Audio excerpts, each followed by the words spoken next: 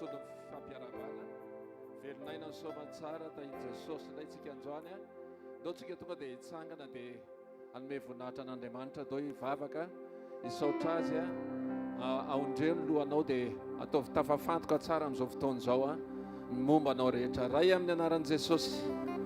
Ndreto izay tsirairay avy Andriamanitra, ndreto izay mitodika any aminao, ndreto izay faly miaraka aminao Andriamanitra.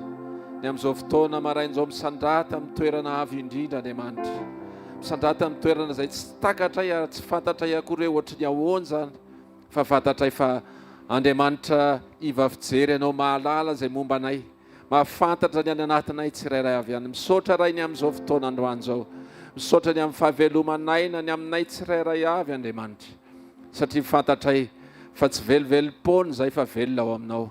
Misaotra Tompo ny amin'ny zavatra rehetra, misaotra ny amin'ny fiainana rehetra, misaotra ny amin'ny fisiany manodidina anay, misaotra ny amin'ny fisiany tokantrano tsirairay avy, misaotra ny amin'ny fisiany izao asa fanompony izao sy ny mpiara-manompo tsirairay avy Andriamanitra. Misaotra manokana ny amin'ny fotoana androany, fotoana manokana manginao ny tsirairay avy. Misaotra ray eo, misaotra anao izay satria fantatray fa eo amin'ny fanatrianao tsara foana, eo amin'ny fanatrianao favokisa-pifaliana, eo amin'ny fanatrianao feno fiadanana, eo amin'ny fanatrianao misy fiainana. Zany Andriamanitra no ankalazanay ny anaranao indray androany, mankalaza ny anaranao satria ny anaranao le ambonin'ny anarana rehetra, andoalehan'ny lohalika rehetra. Misaotra Tompo, misaotra ray amin'ny anaran'i Jesosy. Fotoana ho anay androany satria eto ianao amin'ny toerana rehetra izay iangonana ny roa na telo amin'ny anaranao izy ianao dia ofovoany, mihoatra lavitra noho izany izay Andriamanitra. Fantatray fa efa teto mialoha ianao, mbola eto na roa eto miaraka amin'ny fiainanay ao anatinay isan'andro isan'andro Andriamanitra. Misaotra ray eo ny amin'ny tontolo rehetra izay mbola hiainanay, ny amin'ny tontolo rehetra izay mbola misy ianao ao anatinay, eo amin'ny fiainanay manodidina anay. Mankasitraka ray, misaotra Tompo malala amin'ny anaran'i Jesosy. Dia raina sy ankalazainay ny anaranao raha io amin'ny anara maherin'i Jesosy. Alleluia, alleluia. Mazay fa ny eo akaikinao manana mpiandry tsara ianao hoe mety ny fiainantsika androany hoe satria eto ilay mpiandry tsara. Alleluia, alleluia. Minao fa solon'ny fifampiarabana ilay fifampiresahana teo ndao tsika maki ny salamo.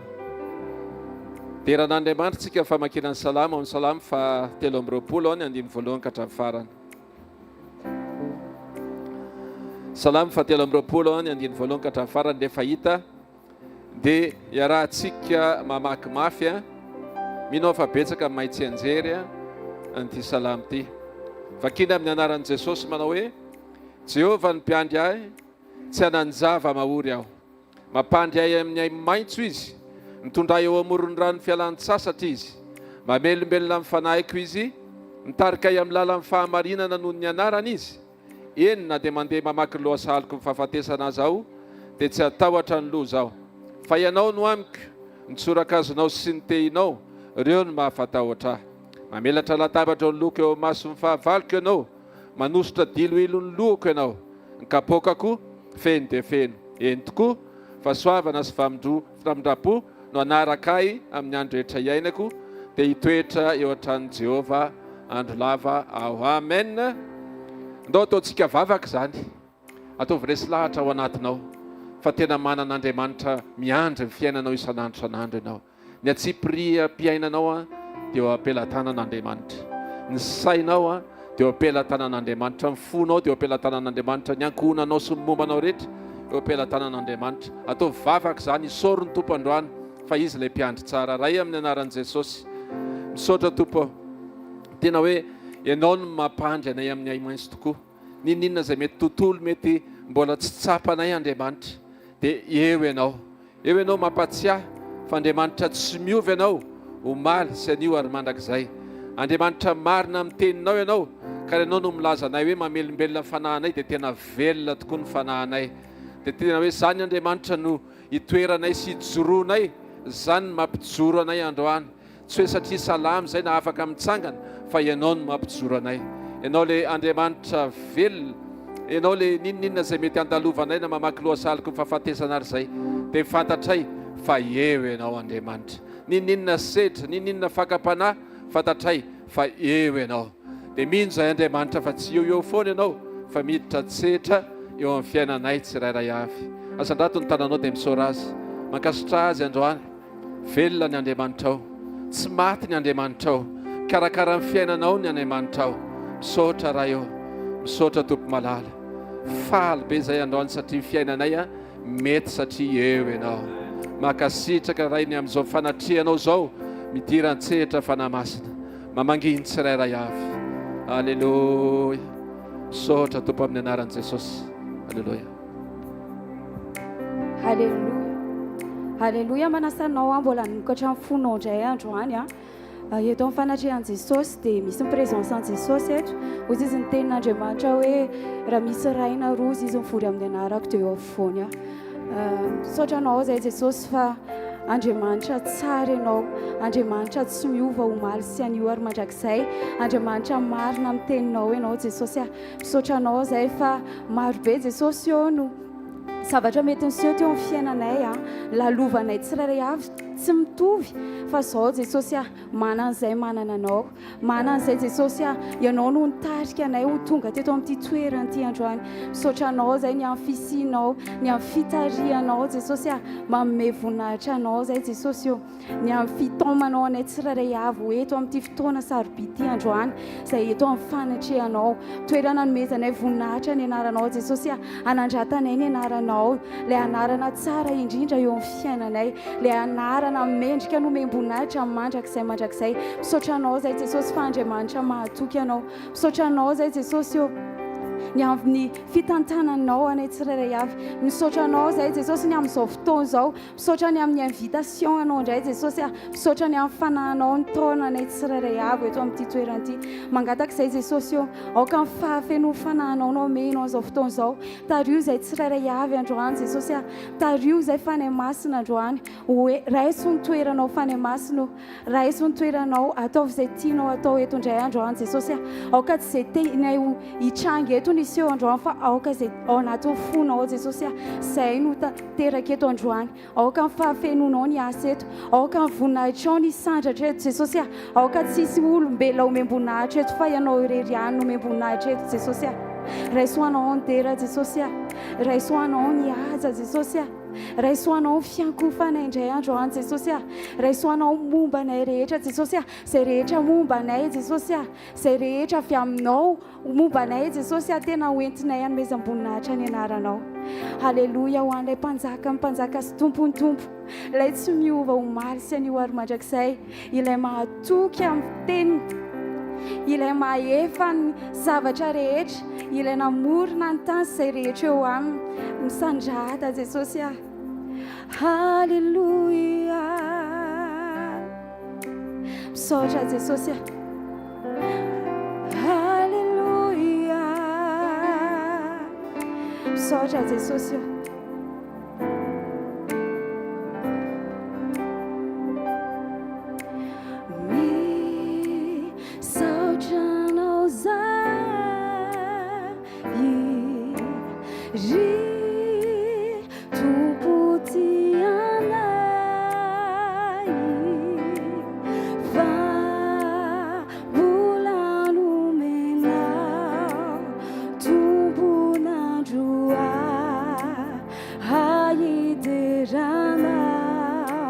Zavatra rehetra ataonay Jesosy dia apetraka eo am-pelatananao. Zavatra ataonay kinina minao, fa lehibe tokoa ny fitiavanao, ny mpanomponao. Misaotra anao zay,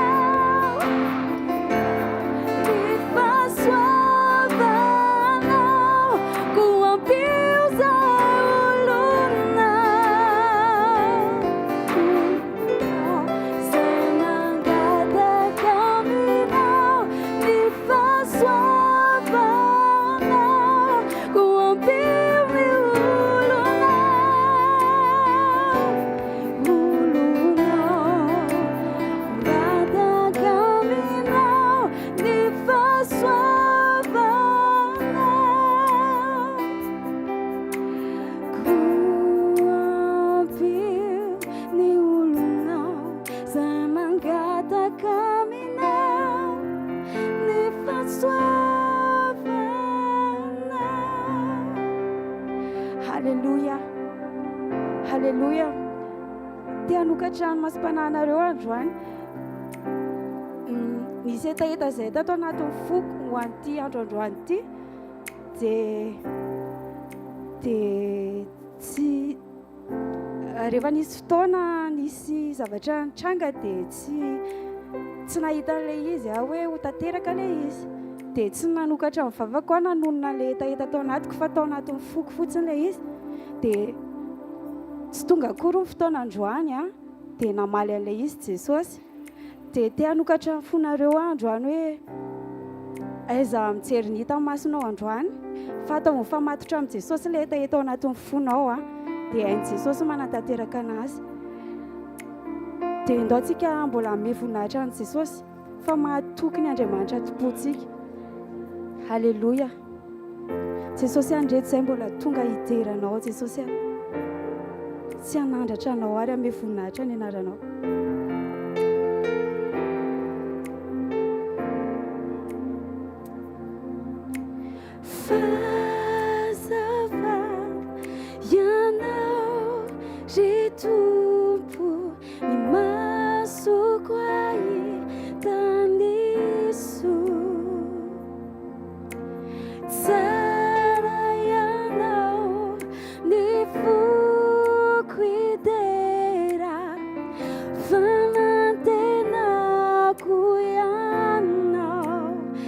Jesosy ny fahazavanay matoky ianao zay Jesosy fahazava ianao ry tompo ny masoko ahitaniso tsara ianao ny foko idera fanantena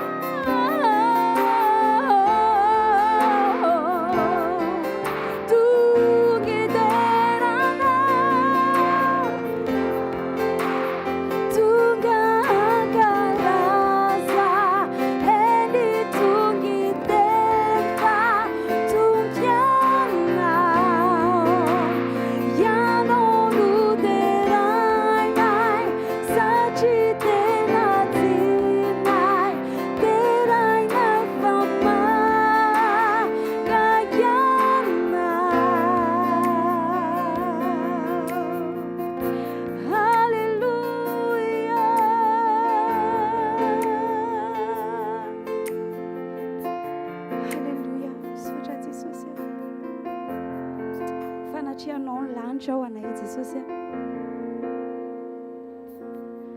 Fanatrehanao no lanitra ho anay.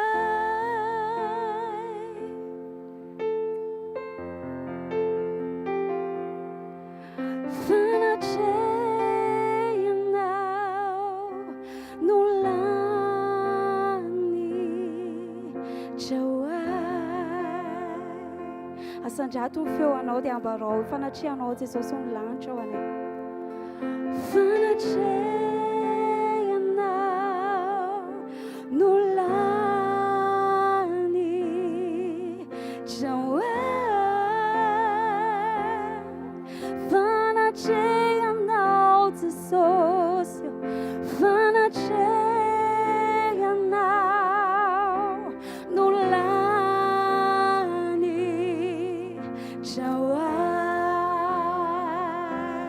iza montoanao eto an-tany Jesosy. Iza montoanao ety an-tany. Fitiavana tsy manam-paharoa. Tsy misy eto an-tany afa-boay. Jesosy anao lay rano velona.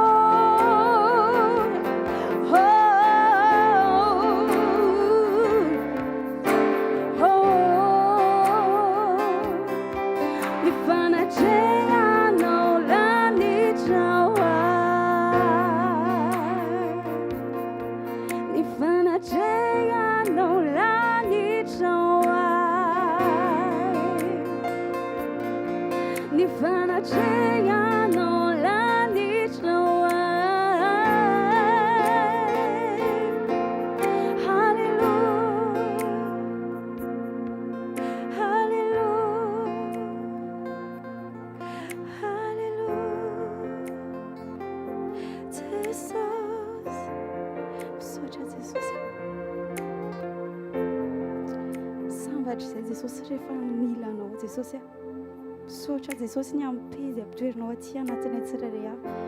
Halleluja.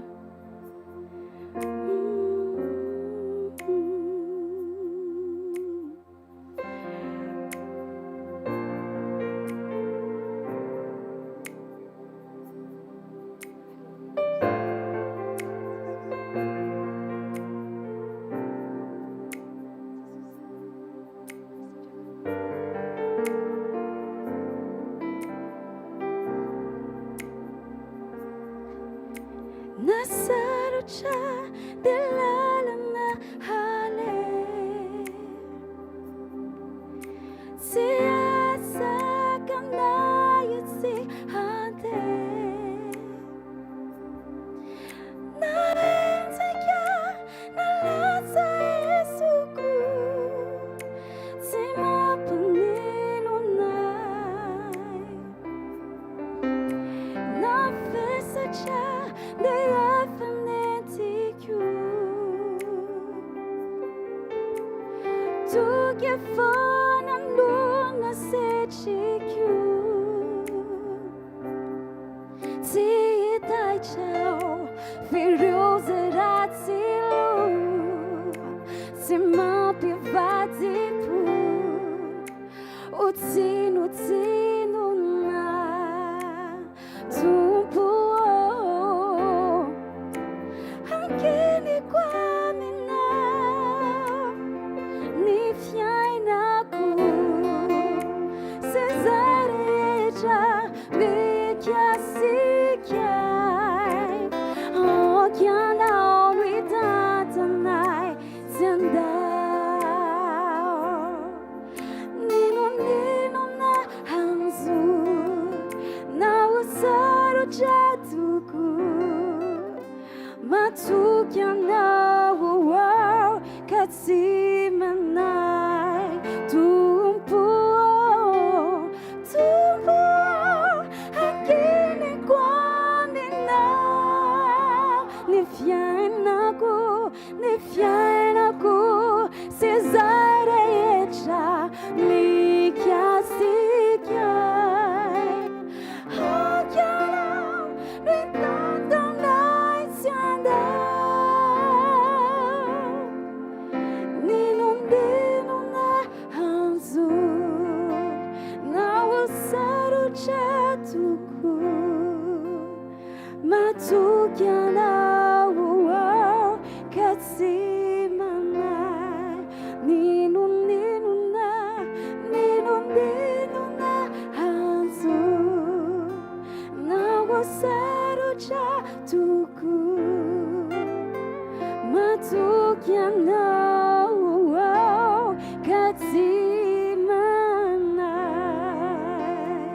Halleluja. Halleluja.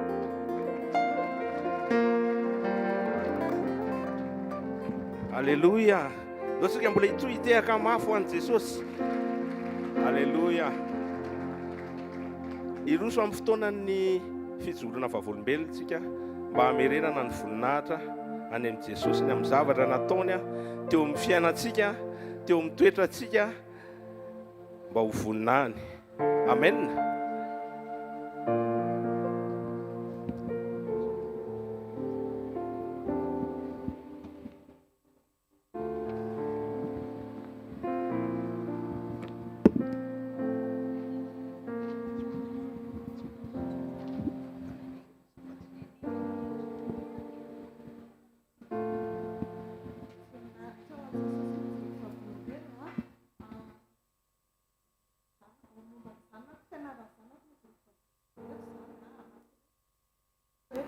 voalohany le zanako voalohany zany vao nanomboka tany amin'ny collège dia tsy mety mianatra intsony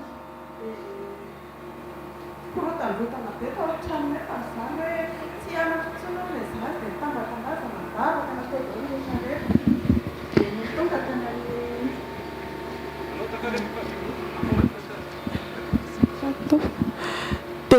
avy eo nentiny nandeha ihany ny fotoana dia nianatra izy dia tonga teo amin'ny troisième dia hanao brevet dia tsy afaka dia teo indray dia hoe tsy hianatra intsony indray dia nalahelo dia mareko aloha fa mivadika izany mpampianatra dia sarotiny be mihitsy amin'ny resaka fianarana izany dia niteny tambatambazana atao daholo rehetrarehetra dia nandeha teny any fotoana nianatra ihany tonga tany amin'ny terminal nanala baka indray tsy afaka indray tsy hianatra intsony indray dia teo amin'izay izany mivadika ny teny hoe hoentina any psychologue ozy izazy io dia izaho aloha izany tsy d'accord tamin'ilay izy fa korotana be foana ao aminay vao miteny an'izay tsy mianatra izay dia eny ara ho azy Jesosy fa ho fanekeko ny teninao dia manaiky ara ho azy za dia nanaiky dia nentina tany amin'ny psychologue dia rehefa makany amin'ny psychologue ohatray moa dia ny ao an-trano rehetra manao consultation daholo fa tsy ilay zaza rehetra dia tao nandeha tany dia vita ilay izy dia taty aoriana nampahafantarin'i Jesosy anahy fa ilay psychologue io izany franc-maçon dia fona tamin'i Jesosy fona Jesosy fa tena tsy nentina ataoko fa tokony nijoro ve za sa hoe ahoana dia ilay izy zany dia voly zany miasa ohatran'ny hoe nety ilay izy satria nianatra ny ohatran'ny hoe nety be ilay tao an-trano ilay zaza dia vao dia nianatra izy dia afaka baka somatsara ihany moa dia nandeha ny fotoana indray première année deuxième année troisième année dia azo licence somatsara to da ny quatrième année amin'izay dia teo indray ny zavatra tsy tovizany sy ny dadany hevitra dia za tsy anatra tsony indray dia nefa efa oboany ho vita ilay fianarana dia niteny indray izany niteny amin'izay ny dadany hoe eto miverina any amin'ny psychologue izy zaho niady be izany zay ohatra zaho raha zakanao trotroana ho izy dia trotro dia hoeto fa za tsy mahazaka ny olo dia za koa tsy ho antsoa fa zaho Jesosy ihany ny solution amin'io any anasany ohatrany hoe solution to dia hita maso eo zany ndao dia ndao zaho tsy hoany fa zaho Jesosy ny tompony teny farany dia izay tondrany Jesosy eo dia izay zany dia nivavaka dia nakao amin'ilay zanako moramora dia niteneniko izy hoe nananatra ny teniteny anazy teo dia tsy namaly mihitsy izy dia niala tao dia tsy niteny dia afaka andro maromaro taty aoriana dia izy indray dia na ilay zaza raha zany tamin'ilay tany amin'ilay psychologue niteny tamina hoe ohatrany hafahafa ilay psychologue misy zavatra hitany hafahafa zany dia izay ilay vavaka ataontsika hoe ny herin'ny vavaka dia Jesosy miheny vavaka fa na ilay zaza raha mahafantatra hoe tsy tokony hoany ny lalana izany dia izy indray nanatona anareo fa hoe neny zaho andeha hiverina hianatra fa ndony niaraka aminao any am-pianarana ozy izy dia neny miherana satria fa lavalava ilay fotoana tsy nianarana dia be voasazy dia miverina tany am-pianarana dia nianatra amin'izay izy dia voninahitra ho an'i Jesosy fa no nanao soutenance amin'izay izy dia nahazo mention très bien dia faharoa resaka toetra za zany tena tsy mifona amin'olona izany na diso na marina tsy mifona dia tadidiko pasteur John fotoana nampianatra an'ilay hoe na diso na tsy diso dia mifona foana dia za zany tamin'izany manaty anatiko hoe fa maninona ny fonako za tsy diso dia nefany tena izay mihitsy nentin'i Jesosy tamin'izay lalan'izay dia farany tena niteny anazy Jesosy hoe mifonay ianao dia ny zavatra nataony olona atao ampiasana anay anaty tena hoe ohatrany hoe accusation tsotra zao ianao tena olona zao olona eo mason'ny olona be da be ohatr'izao dia tena tonga dia tafeteny hoe fona aminareo za raha nisy tsy nentina ataoko mamelany eloko rehetra dia nanomboka tamin'izay na diso na tsy diso dia mifona amin'ny olona rehetra izay mety misy nanapalahelo na tsy diso ara dia efa lasa novain'i Jesosy zany izay toetrako miavonavon'izay dia faharoa za koa tena tsy mahataty endrikendrehana mihitsy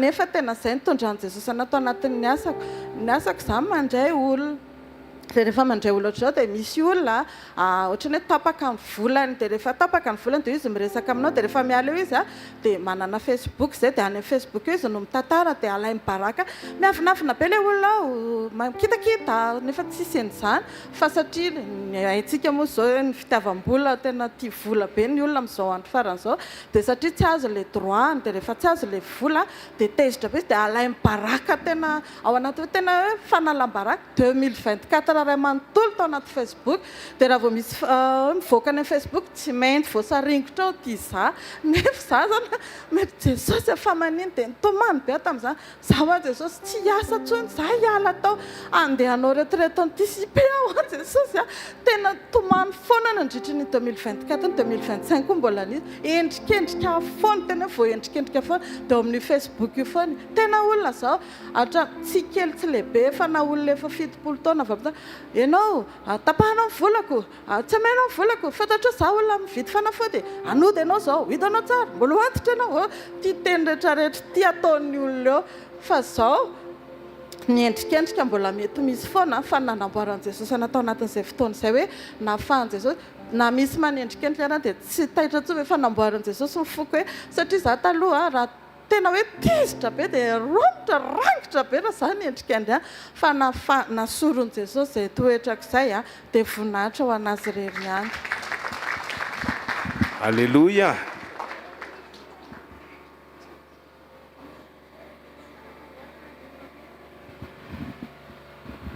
Alleluia. Tsy haintsy hamerina voninahitra any amin'i Jesosy andao tsika eo amin'ny fiarahantsika amin'i Jesosy dia anaiky foana metraka hoe Andriamanitra izy dia afaka manao izay tiany.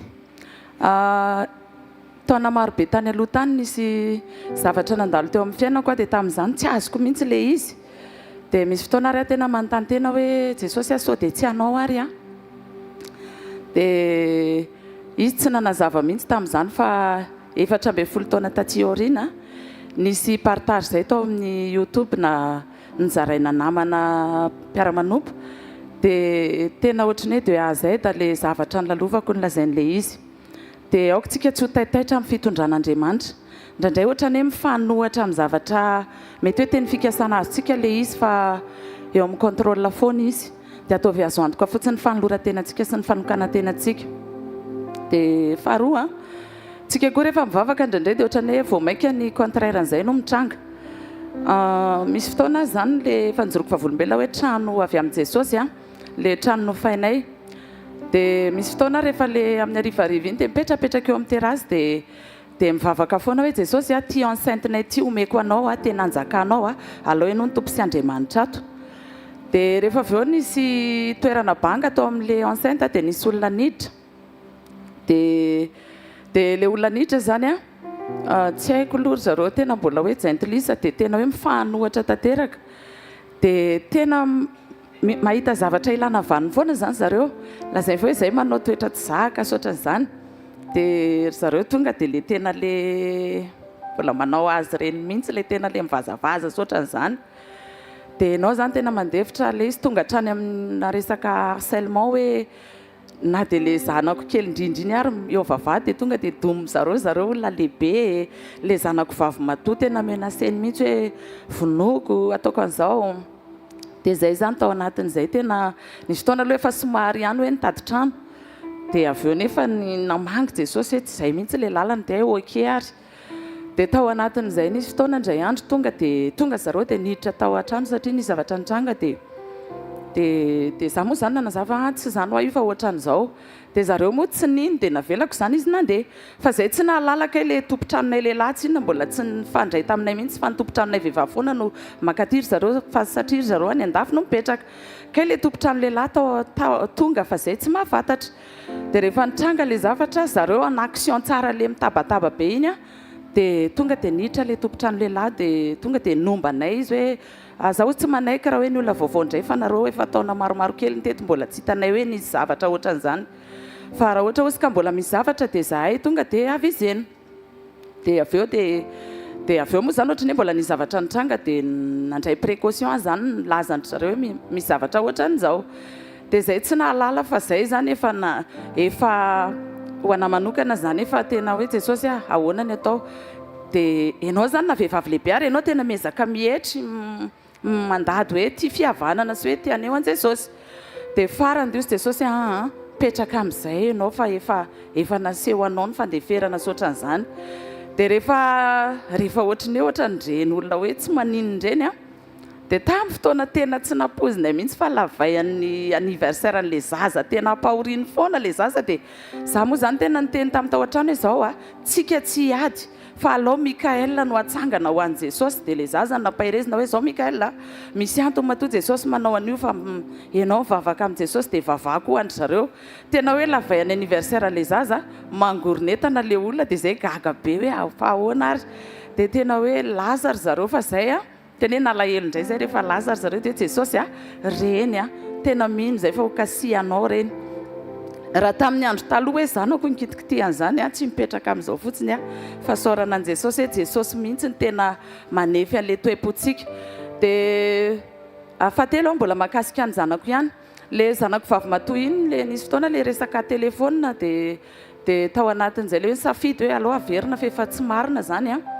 dia tao anatin'izay le niakatra be ny mpanaraka anazy tao amin'le page fa tamin'ny voaingana kely a amin'ny andro efa hariva izay tsy mahalala mihitsy hoe amin'ny fomba hoana na amin'ny fomba hoana fa ny mpiasa vao amin'ny kolo TV ny antso anazy a dia hoe ianao izy izy asainay ho amina fandaharana dia izay aloha tsy nahalala hoe taizany nazahoandry zareo an'le numéro azay koa tsy mahafantatra hoe amin'ny fomba hoana tena hoe voninahitra ho an' Jesosy fa rehefa nandeha le fandaharana dia tonga dia miakatra be ny mpanaraka an'le page izany hoe tsika tsy mila mandeha araka ny nofo a fa atao fotsiny izay asain'i Jesosy atao dia anazy ny ambiny a dia ny voninahitra ho anazy rereny farany resaka toe-po a nisy fotoana rehefa le zomazy le mitory aty amin'ity faritra aty dia tamin'izay moa mbola somary voatazona kely tao dia namako izany efa lasa dia tonga midina tsy ambany efa somary hariva ny andro dia efa somary mibus efa feno avy any Ambatofotsy avany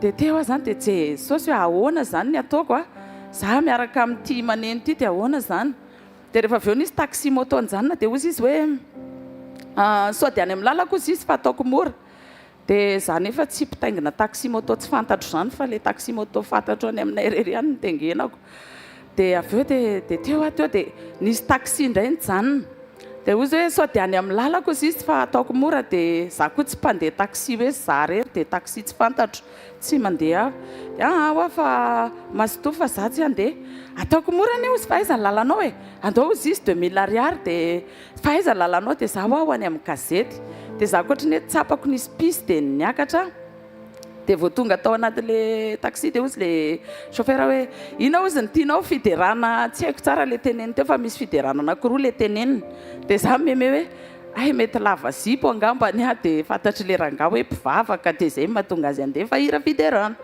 dia mandefa an'le hirany rijarasolondray be izy hoe mangataka rano izy azafady madama fa ohatrany tsy azoko ty hira ty ozy izy hoe za Jesosy mangataka rano dia Jesosy veo izy dia mangataka rano izy le olona no miteny hoe za Jesosy dia manazava aminazy hoe dia azafady indray ozy izy fa mbola misy tsy azoko fa ahoana koa hoe omeko fa tsy ampindramiko indray dia ahoana koa zany izy aka hitanao Jesosy namorona ny fotsika fa izy indray lasa mangataka rehefa avy eo dia izay ho any tia nitenena dia misaotra ozy izy dia avy eo dia ozy izy azafady ozy izy madama fa za ohatra bebe fanontaniana kely fa ahoana marina ozy le mivavaka fa nga ozy izy le mivavaka tsy ohatran'le hoe tonga dia hita tonga dia tazana dia za zany tsy mahafantatra inona ihany fa ao aminay manko izy misy ohatran'izao dia za mitondra le fampianarantsika ireny le izy hitanao tsy titre tsy etikety tsy ohatran'izao dia farany izy zany teny anka le izy manko izy eritreretiko hoe ohatran'le nahitako anao izy izy dia tonga dia hitako hoe misy fiadanana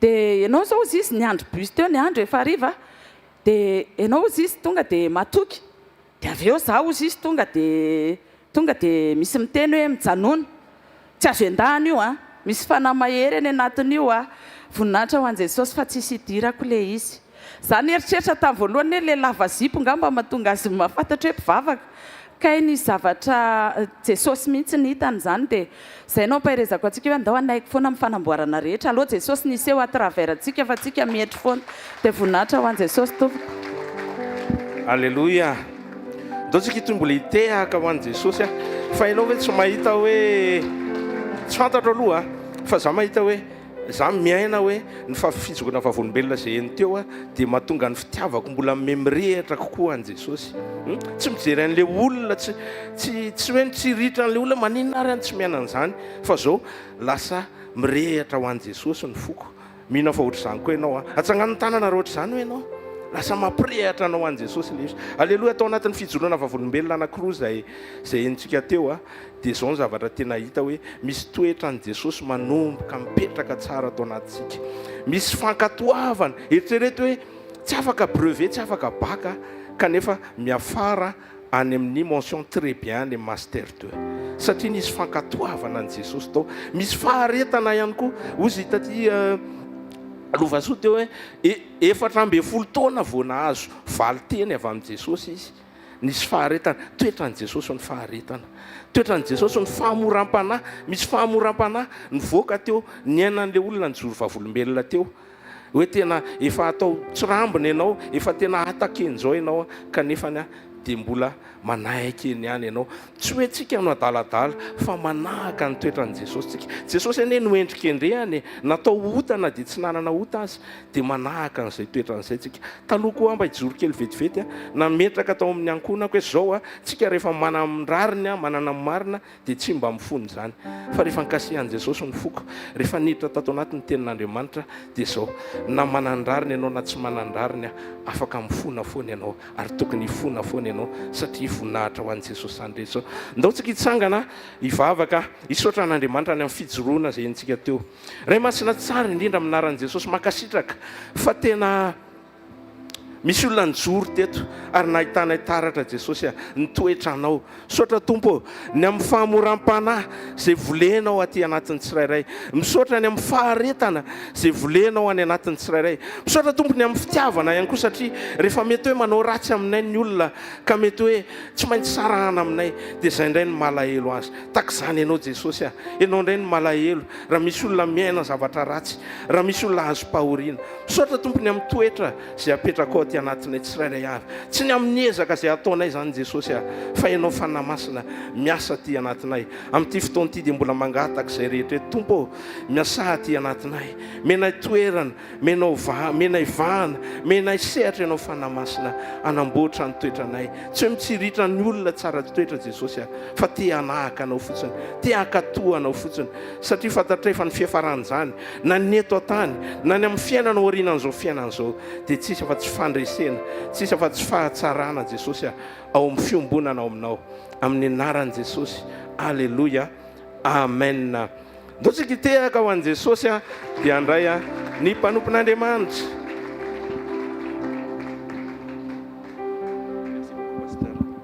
Asitehaka mafy tsara ho an'i Jesosy rery ihany.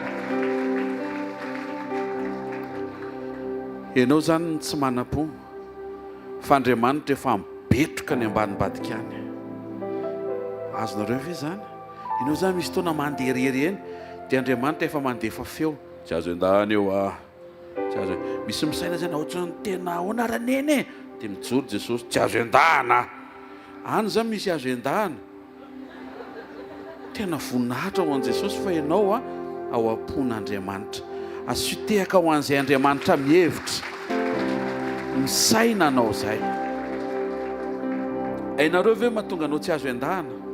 Izy ny te aheno, satria Jesosy ny endahana tao amin'ny hazo fijaliana, niaritra n'izany izy, dia izay mahatonga azo mijoro eo amin'izay rehetra manam-pahatokina miankina aminy. Misy fotoana zao mety miatrika ianao dia Jesosy miteny tsy azo vonoana io, dia tsy maty ianao. Mety mba miezaka ianao mba manao sera, miasa, miantso ilay olona, mandefa MP, dia miditra tsery Jesosy, tsy azo fitahana io Zany zao tsy apozinao mety tsy nangatahanao hoe Andriamanitra ny asako androany dia mangataka aminao mba tsy voafitaka, mangataka anao mba tsy voaentaka, mangataka. Une journée, 2 jours zany mety vita, fa isan'andro zany tsy ho vita reto. Fa Andriamanitra nefa miasa ao ambadika izay. Azandrato ny tananao dia asio fisaorana mamy be. Ankasitrao Andriamanitra fa any ambadika any Andriamanitra efa miasa. Nasehony tamin'ny alalan'ny vavolombelona teo fa tsy hoe adinona ianao, fa tena misaina anao izy ary tena ao am-pony ianao. Misaotra ray amin'ny anaran'i Jesosy androany maraina. Notarianao sy nitaominao izay avy any amin'izay isa tokantrano sy toerana misy anay tonga sao eto amin'ny fanatrehanao. Misaotra ny amin'ny vavolombelona maika manosika sy mampirehatra ny fitiavanay anao tokoa. Misaotra ny amin'ny fijoroanao miaro anay, maneho ny fahasari-piarinao ny aminay. Misaotra ny amin'ny zanako tsiraray avy izay mety tsy voatery hoe eninay le tenin'ny vavolombelona, fa sura kosa izay fa any ambany badikany ianao tena miasa ary miasa tsy tapaka. Zany no isaorana sy ankasitrahana anao. Androany maraina indray dia aoka ny fanahinay andray ny teny avy aminao, ary aoka ny fanatrehanao fahafenona lanitra kely ho anay, paradisa, satria eo amin'izay toerana misy ianao dia mety ny zavatra rehetra. amin'ny anaran'i Jesosy Kristy avy a Nazareta, amen. Ataovy misy tehaka mirefitrefitra be ho an'i Jesosy. Mahazo toerana vetivety a. Mamerina ny fiarabanantsika indray a nahatratra somatsara n'ity journée ity. Tonga soa eto amin'ny fanatren'Andriamanitra. Teneno akaikinao tonga soa eto amin'ny fanatren'Andriamanitra hoe amangy anao indray Andriamanitra hoe avereno amangy anao amin'ny alalan'ny teniny Andriamanitra hoe. Dia teneno izy misy zavatra miovy izay le anatinao any hoe mety tsy eo ny hoe le izy hoe a fa tsy kelikely le izy hoe. Nampianatra tamin'ny lakamisy dia nisy révélation mahafinaritra be izay hoe nomeny Jesosy hoe avec Dieu beaucoup de grandes choses commencent petit mais s'accomplissent petit à petit. Miaraka amin'ny Jesosy a ny zavatra goavana rehetra dia manomboka amin'ny zavatra kely ary miatateraka tsy kelikely. Asitehaka mafy tsara an'Andriamanitra. Ho zaty amin'ilay ankizy hoe reto sambatra nareo mahainao an'izany amin'izao azonareo izao a. Zay tsy nahainao an'izany dia tsy nahalala an'izany dia tsy nahafantatra an'izany.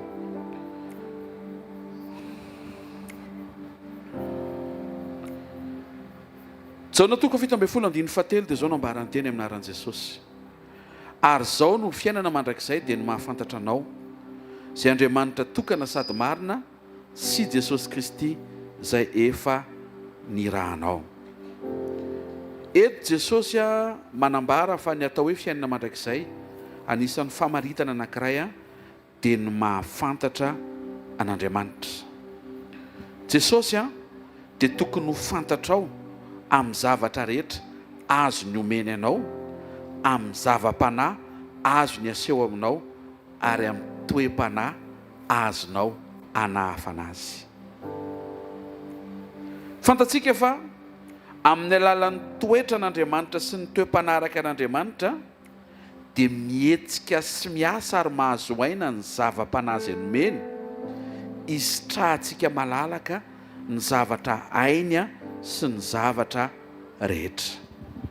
Toe-panahy aloha vao zava-panahy vao ny zavatra rehetra.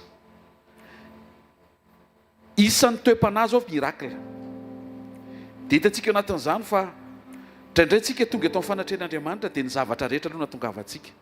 Tsy diso izany fa nazako aza tamin'ny vavaka tamin'izany izay tsy voatery hoe hitovy amin'izany ny rehetra dia ny zavatra rehetra koa ny nanatonako an'i Jesosy.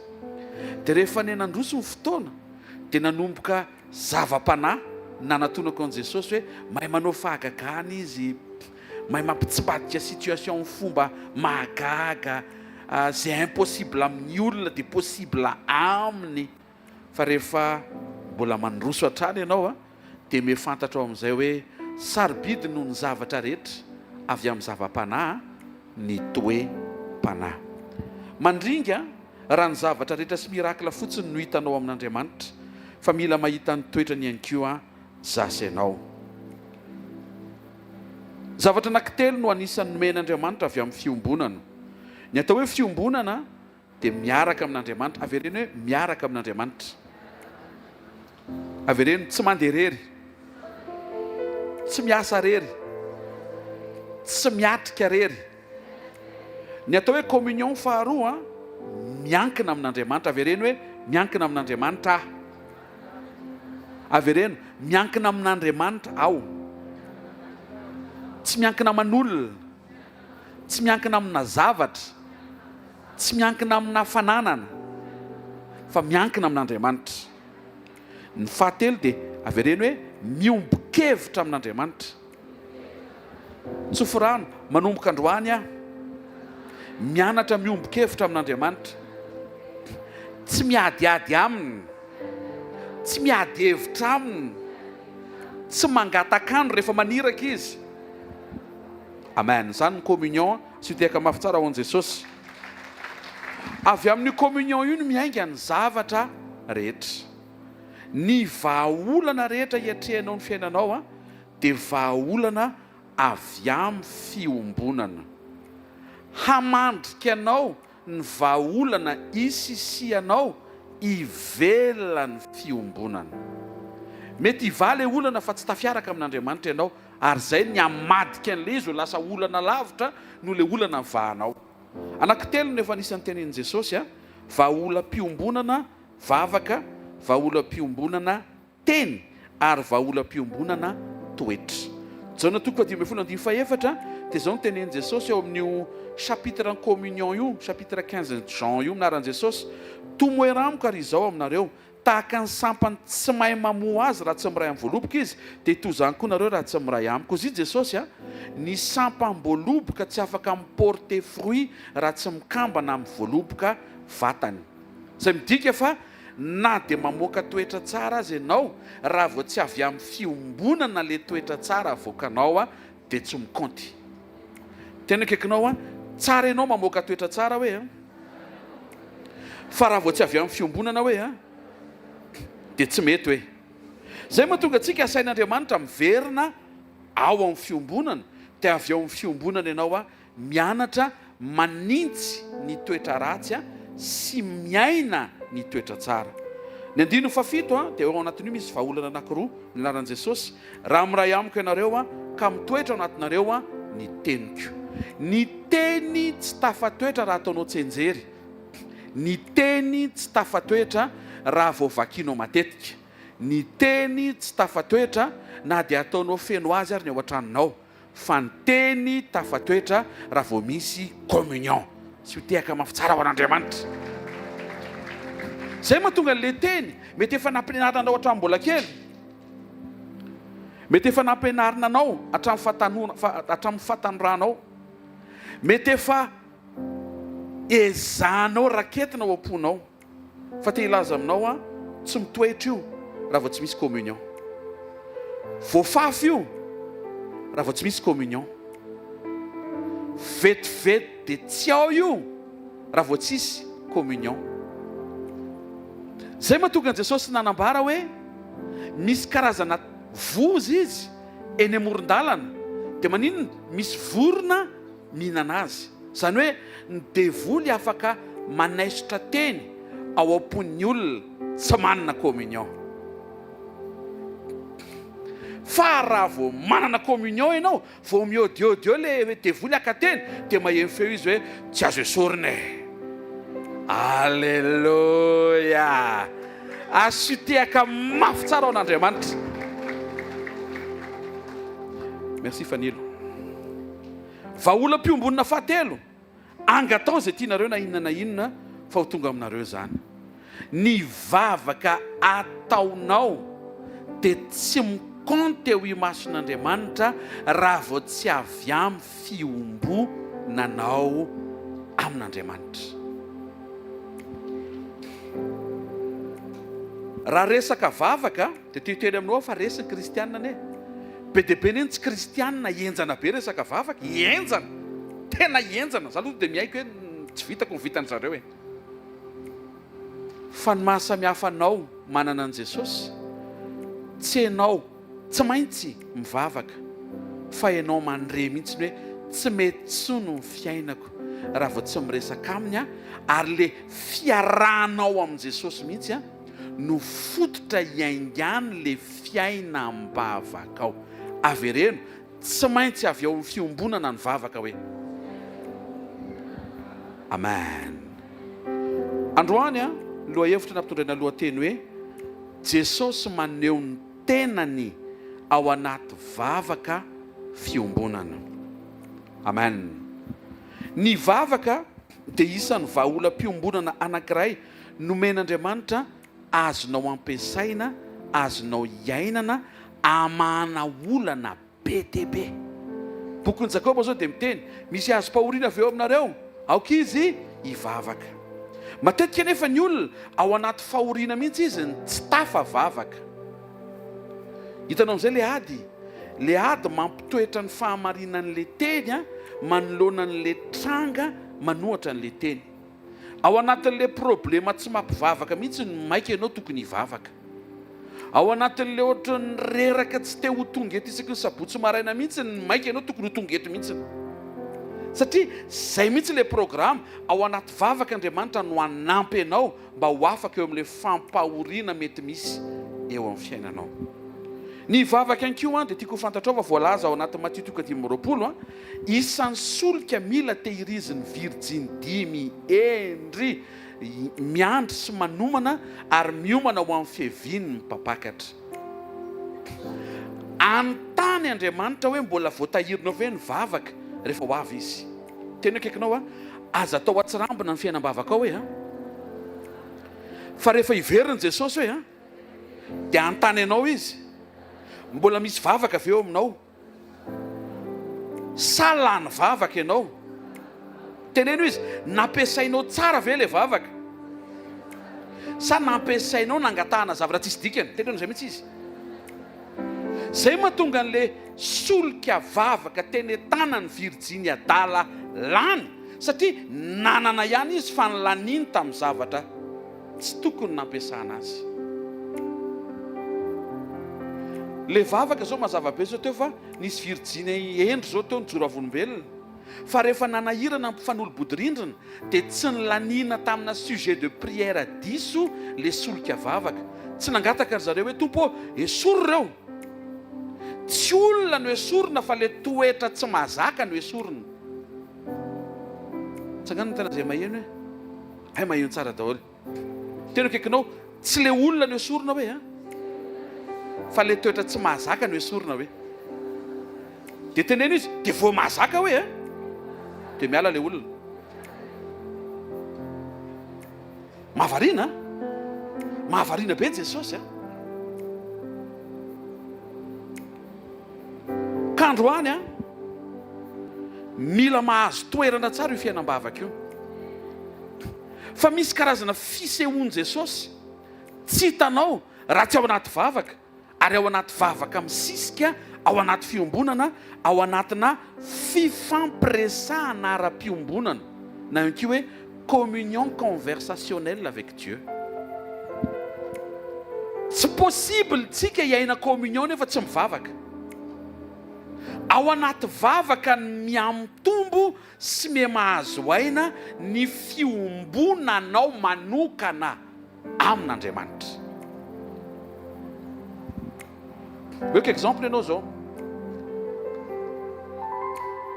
za ohatra zao efa 2002 mbola tany amboaka hvkl, te hvkl 2003 nanomboka, 2002 nefa niaona tamin'ny pasteur Rodolphe.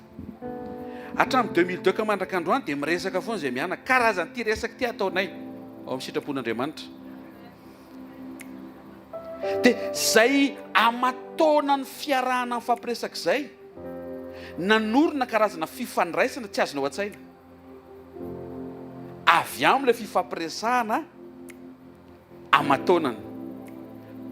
Misy taona rehefa mandeha croisade dia hitako eny amin'ny fihetsiny ny zavatra ilaina, satria misy fifankazarana mipetraka ho azy ao ambadika ilay fifandraisana maharitra. Tsy mila mitsiriritrana izany ianao satria tsy possible le izy, satria izay zany mba nataon'Andriamanitra teo amin'ny fiainako, mba nataony teo dia mbola eto ary mbola hoeto. Fa manazava hoe ohatr'izay fifandraisana miampita avy amin'ny fifampiresahana izay ary mihoatra lavitra noho izay eo amin'ny samy olona izay koa no tokony hanorenanao ny fifandraisanao amin'Andriamanitra amin'ny alalan'ny fifampiresahanao manokana amin'Andriamanitra. Tsy afaka apitaiko amam-bavaka ny communion ananako aminao hoe manatona daholo zay tianina communion 20 ans.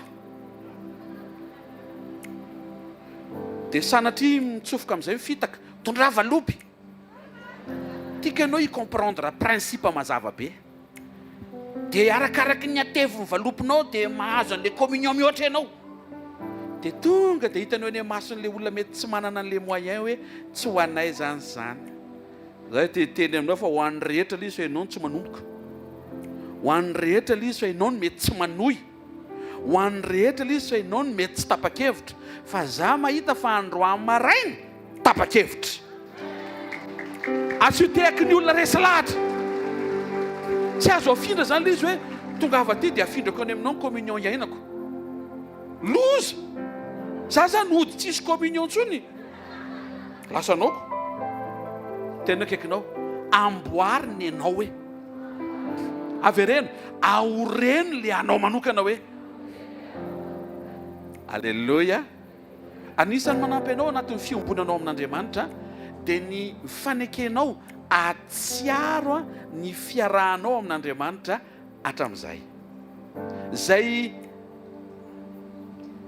hareny fiarahanao amin'Andriamanitra ary mpiarahanao amin'Andriamanitra tany amin'ny lasy zay dia ampahazoaina ny fiombonanao manokana amin'Andriamanitra.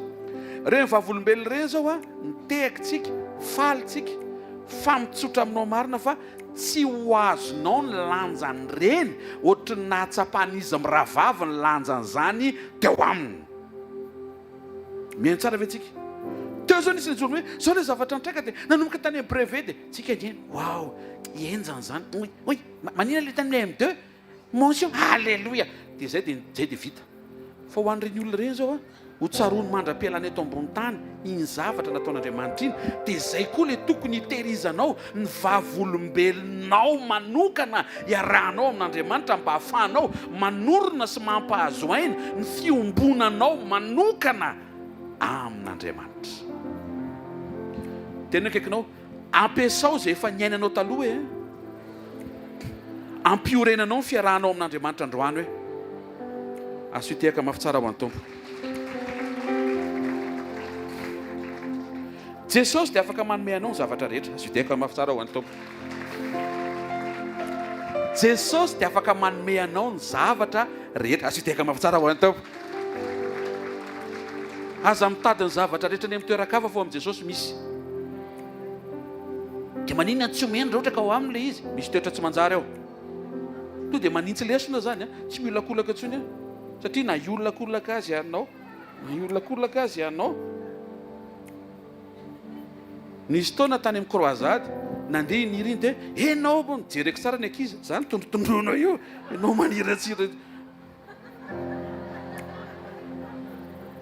tandrintsika rehefa mihira. Alleluia.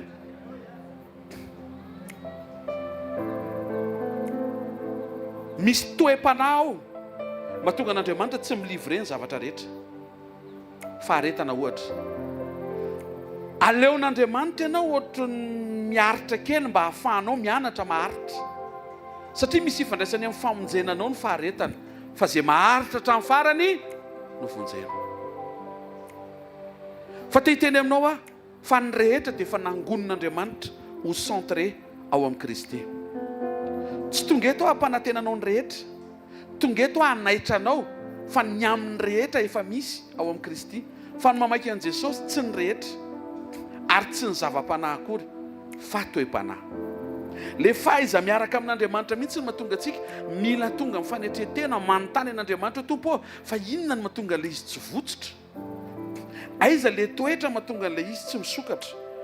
Dia mino fa hitahanao ny Tompo ao anatin'izay aminaran'i Jesosy. Jesosy afaka manome anao ny zavatra rehetra amin'ny alalan'ny zava-panahy rehefa mety ny toe-panahy. Averiko, Jesosy afaka manome anao ny zavatra rehetra amin'ny alalan'ny zava-panahy cadeau ane miracle gift don. Io rehefa nomenanao dia ao anatinao dia afaka miasa tout moment.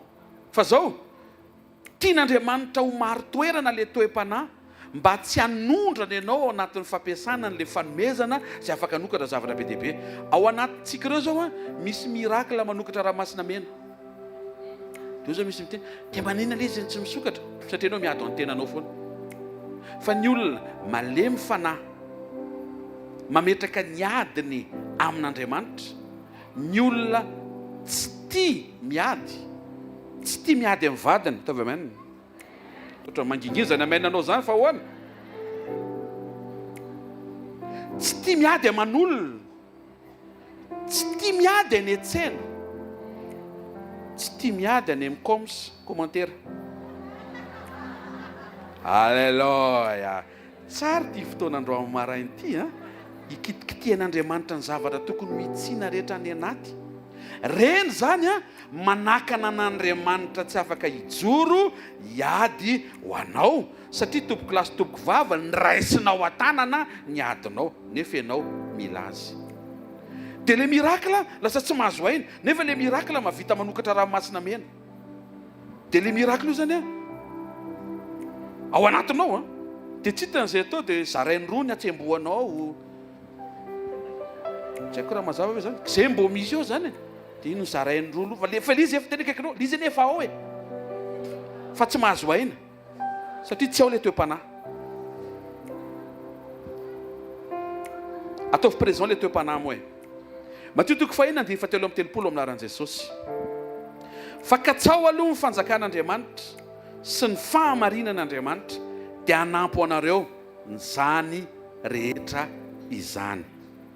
Katsao aloha ny fanjakan'Andriamanitra toe-panahy, katsao ny fahamarinan'Andriamanitra zava-panahy dia hanampy anareo ny zavatra rehetra. Exodus toko telo amby telopolo andiny faraiky amby folo aminaran'i Jesosy. Ary Jehova ny teniny fanatrika tamin'i Mosesy tahaka ny olona miresaka amin'ny sakaizany. Ilay fifampiresahana amin'Andriamanitra ao anaty vavaka sy fiombonana dia tena mahazo aina rehefa sakaiza ianao no miresaka aminy. Misy fotoana zao hoe ianao sy ny namanao ny rehefa mihaona tsy voatery misy bonjour fa to dia miresaka. Zay miprofo efa namana izy. Fa raha tonga ianao dia miarahaba tompoko ihany za tsy tena namana izy zay. Fa mpinamana vao fakita dia ambindry aty tsisy hoe bonjour a. Tonga dia miresaka tena akaikinao zay le tokony iarahanao amin'i Jesosy hoe tonga dia miresaka hoe misy ndray mpinamana vao mifampijery fotsiny tonga dia mifampahazo resaka dia gagagaga le namana hafa fa inona le resahanareo fa inona le nitrangy satria tsy teo izy tamin'le ny fifandraisanao amin'i Jesosy mila mahazo aina. Ny antony ty fotoanandroany marainy ity hijerevanao faran'izay akaiky hoe aiza ho aiza Jesosy ara-pisakaizana aminao. Izy ve le lavitra be mavita ny zavatra rehetra ho anao. Dia rehefa le miantso azy ianao dia Jesosy avy any Nazareta miantso anao misy fotoana ianao miteny hoe tompo avy Jesosy efa eto iny zany vavaka ataonao zany satria mihevitra ianao fa lavitra izy noho ny amin'ny fahalavirany fonao fampiresaka aminy. Eto Andriamanitra maneho fa ny fifampiresahany tamin'i Mosesy tena ohatry miresaka amin'ny sakaizany satria Mosesy malemy fanahy. Jaona toko fadimy ambin'ny folo andiny fadimy ambin'ny folo aminaran'i Jesosy. Tsy ataoko hoe mpanompo tsony nareo fa mpanompo tsy mahalala izay ataon'ny tompony fa efa nataoko hoe sakaizy nareo satria izay rehetra reko tamin'ny raiko no nambarako taminareo. Ny fanambarany Jesosy ny rehetra izay reny sy fantany avy tamin'ny rainy no manova antsika avy amin'ny fanompona ho amin'ny fisakaizana. Ny sakaiza mahafantatra an'izay niteneniny ray tamin'i Jesosy. Izay rehetra nambarany Jesosy dia izay reny tamin'ny rainy. Ianao zany tokony ho sady mpanompo mpankatoa no lasa mahalala koa izay ataon'ny tomponao. Ao anatin'ity fifampiresahana ao anaty fiombonana. Avereno hoe fifampiresahana ao anaty fiombonana hoe avereno tsisy fiombonana zany raha tsy mifampiresaka hoe miombona tsara nareo mivady miombona tsara zay oviana nareo fampiresaka fana tapabolana tsy miombona zany nareo.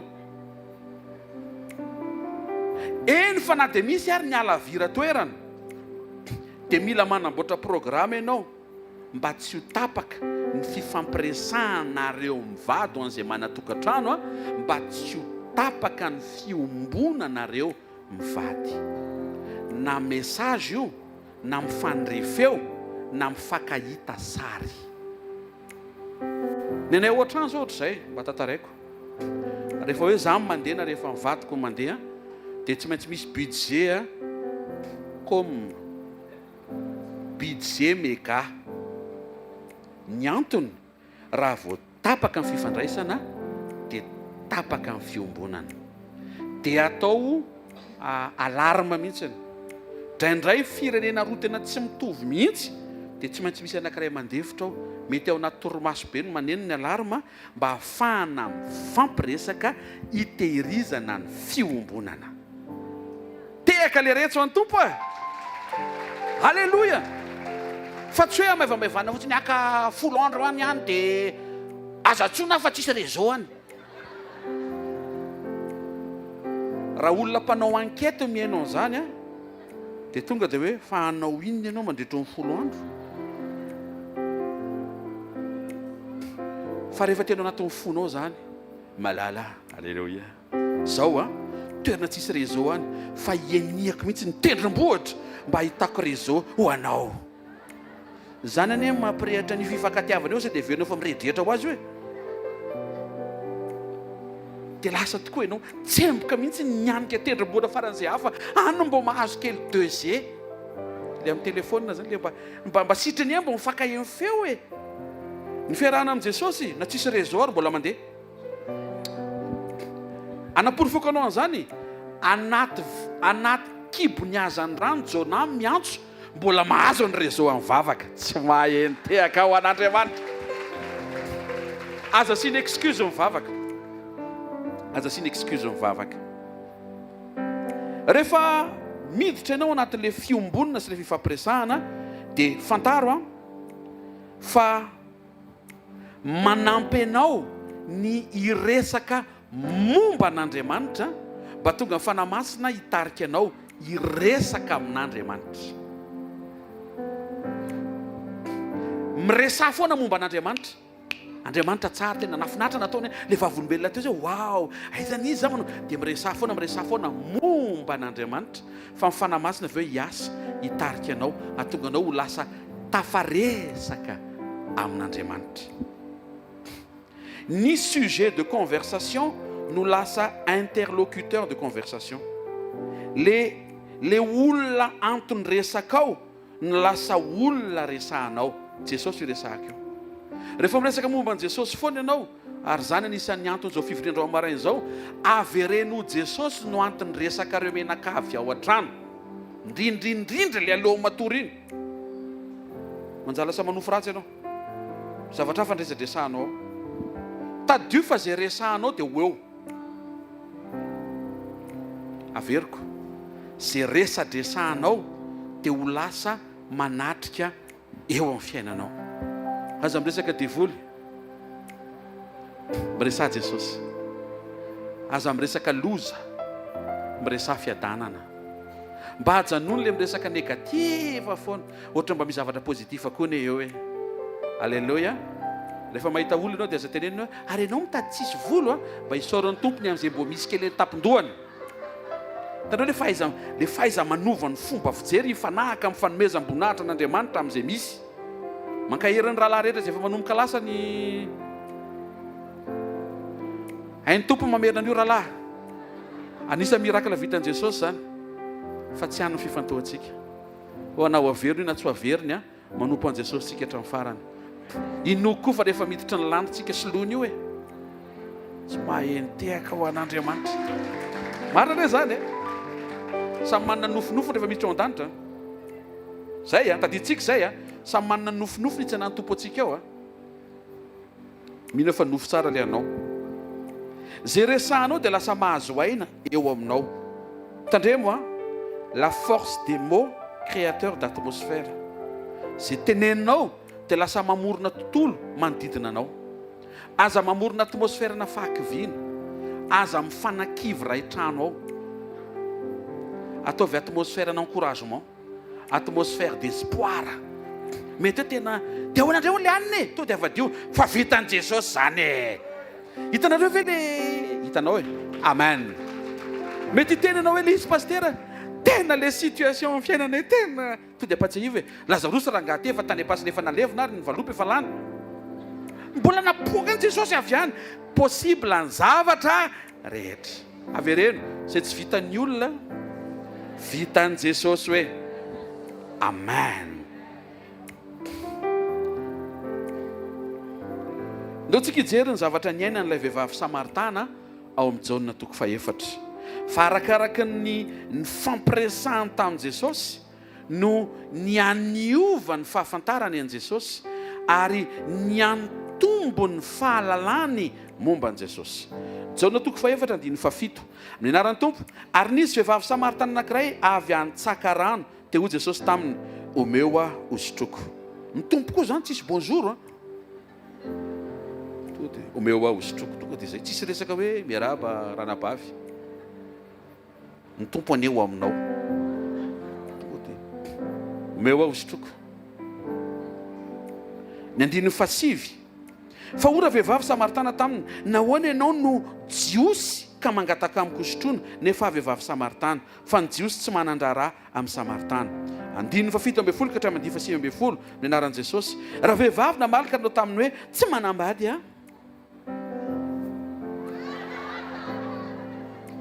tsy manambady hozy Jesosy, marina ihany zay nilazaina hoe tsy manambady fa efa nanambady indimy ianao: Gérard, Bertrand, Célestin, Sylvestre, Charles.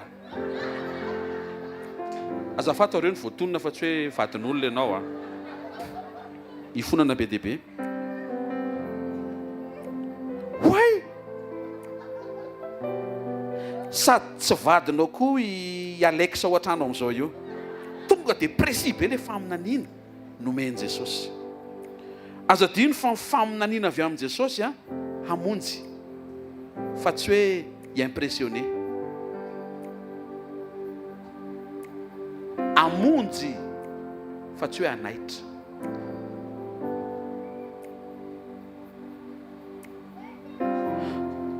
Ora vehivavy tamin'ny tompoko, hitako izao fa tena mpaminany ianao. Miova ilay zavatra. Andiny fadimy amby roapolo ka hatramin'ny andiny fahenina amby roapolo. Ora vehivavy taminy, fantatro fa avy Mesia ilay atao hoe Kristy.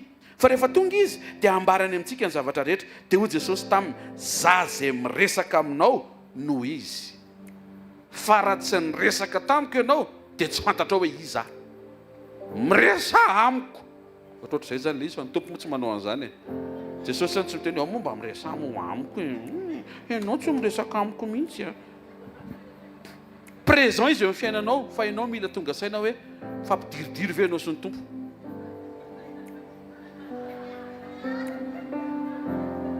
Ahoana azo atao an'izany Jesosy, fa matoa izy nanetry tena nilaza fa hiaraka aminao mandra-patapitry ny zavatra rehetra, mandra-patonga ny fataperan'izao tontolo izao, mialohan'ny fataperan'izao tontolo izao.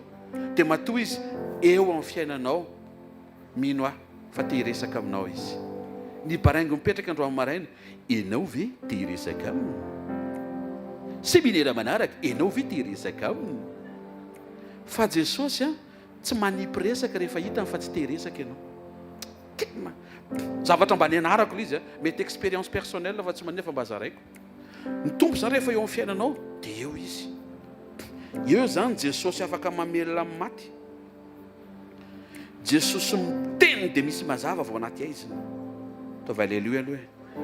Jesosy afaka mampandresa ny reraka rehetra izay manatrika eo izy. Jesosy afaka mamorona an'izay tsy misy, na pièce na fiara eo, na jus na paty.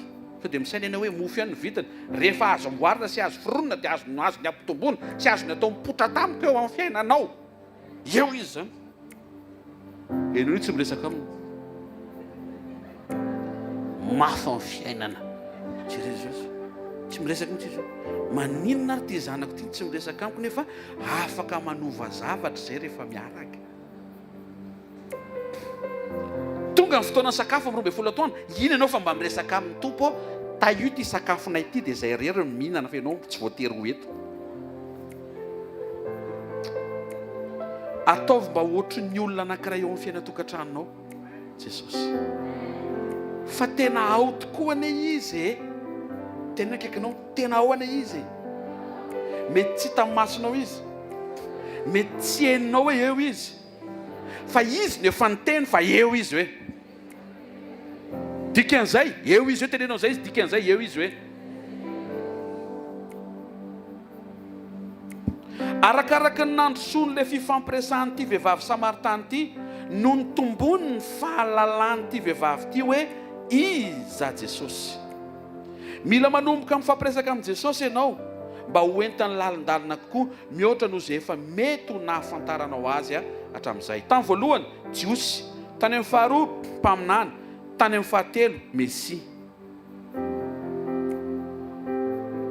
Arakaraky ny anantonanao an Jesosy sy fampiresanao am Jesosy no amantaranao fa Jesosy afaka manome anao ny zavatra rehetra.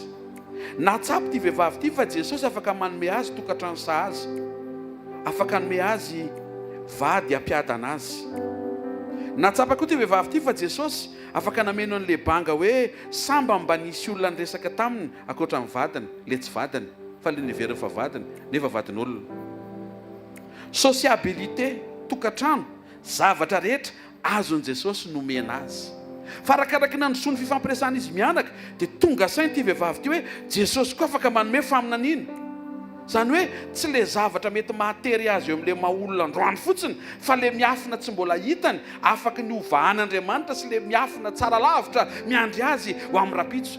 Satria arak'olotsaina ny mponina tany Israely dia mahafantatra fa zany mpaminany zany tena vo milatsaka ny teniny tonga dia mitranga.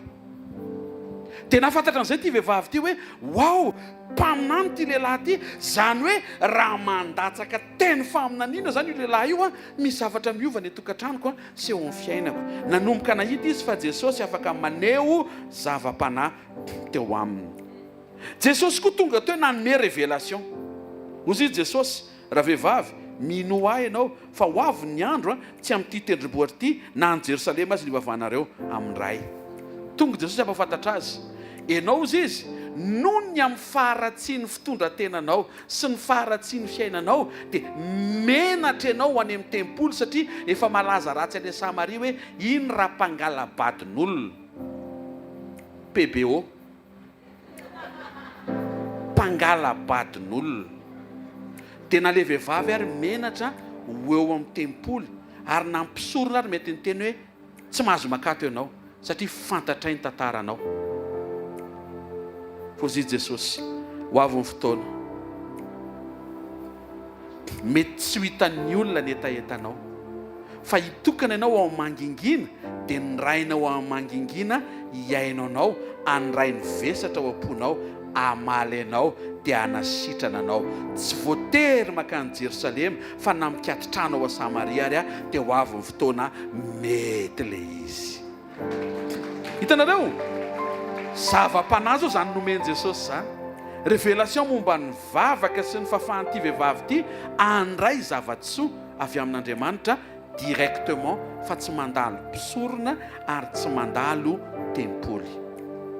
Rehefa tonga Jesosy dia tsy mila pasteur ianao fa hivalo mivavaka ao, fa mila pasteur ianao hanampy ianao hivavaka. Ary ilaina ny fifampivavahan'ny fiangonana sy ny pasteur. Ao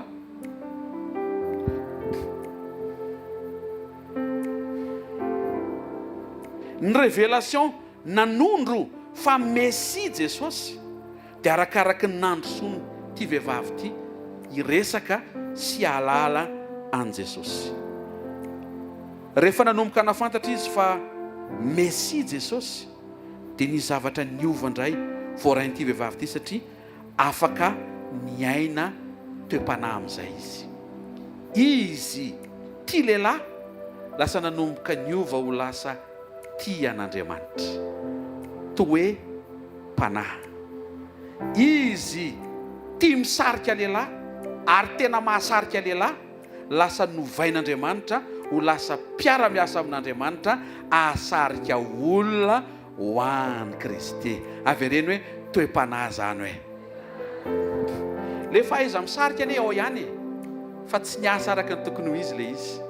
Tokony nampiasaina hatramin'ny voalohany le izy ho an'Andriamanitra. Dia rehefa tsy miaraka amin'Andriamanitra dia lasa ampiasain'ny olona ny toe-panahy ao anatiny sy ny zava-panahy ao anatiny ho an'ny tenany. Satria ireo lehilahy ireo dia ny sariany ho anazy. Nefa ny programan'Andriamanitra ho an'io vehivavy io hisarika lehilahy ho an'i Kristy. Sy tehaka mafitsara ho an'Andriamanitra. Ianao mahay mampiresaka io zany tsy izay ny problema. Mahita olona eto mahay mampiresaka mantsiny. Ianao io resaka io. Tsy le ianao mahay mampiresaka ny problema, fa le ianao mahay mampiresaka mampiasa ny fahaizanao mampiresaka ho anao. miverena ao amin'i Jesosy ary maneke hiara-iasa amin'i Jesosy ampiasao azy indray ny fahaizanao mampiresaka balize ny sitrapo n'Andriamanitra. Asiteka mampitsara ho ato. Ozy Jesosy eo amin'ny Jaona 4:14 nizaniza misotro ny rano izay omeko azy dia tsy hangetahita mandrakizay fa nizaniza no misotro ny rano izay omeko azy dia tsy hangetaheta mandrakizay fa ny rano izay omeko azy dia ho loha rano miboiboika ao anatiny ho fiainana mandrakizay. Toe-panahy le tsy toe-panahy le mora afa-po. Anisan'izany ny fianinana, contentement. Ni contentement en français de être content de ce qu'on est et être content de ce qu'on a. Lasa misokatra ny ao anatiny misaotra Andriamanitra saotra betsaka efa nataonao sola. Alléluia.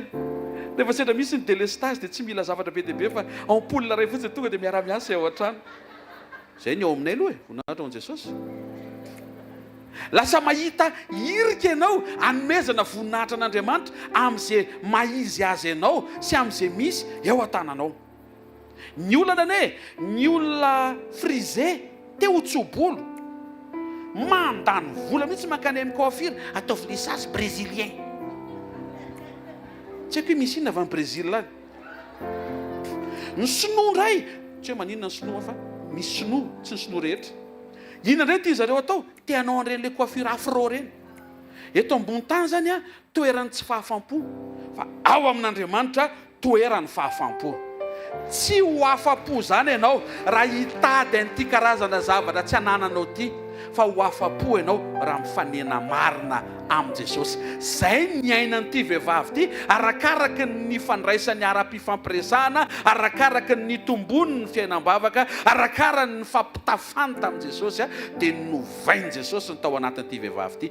Ao arinany androany maraina tsy hoe hiova tampoka ianao fa hiova ianao arakaraka ny fandraisanao amin'i Jesosy. Maniraketo Andriamanitra mba hanaitra fiarahana amin'Andriamanitra vaovao ao anatina fifampiresahana amin'ny vavaka sy fiombonana. Raha ianao zay olo zay dia sy tiaka mirevidrevitra be ao an'Andriamanitra.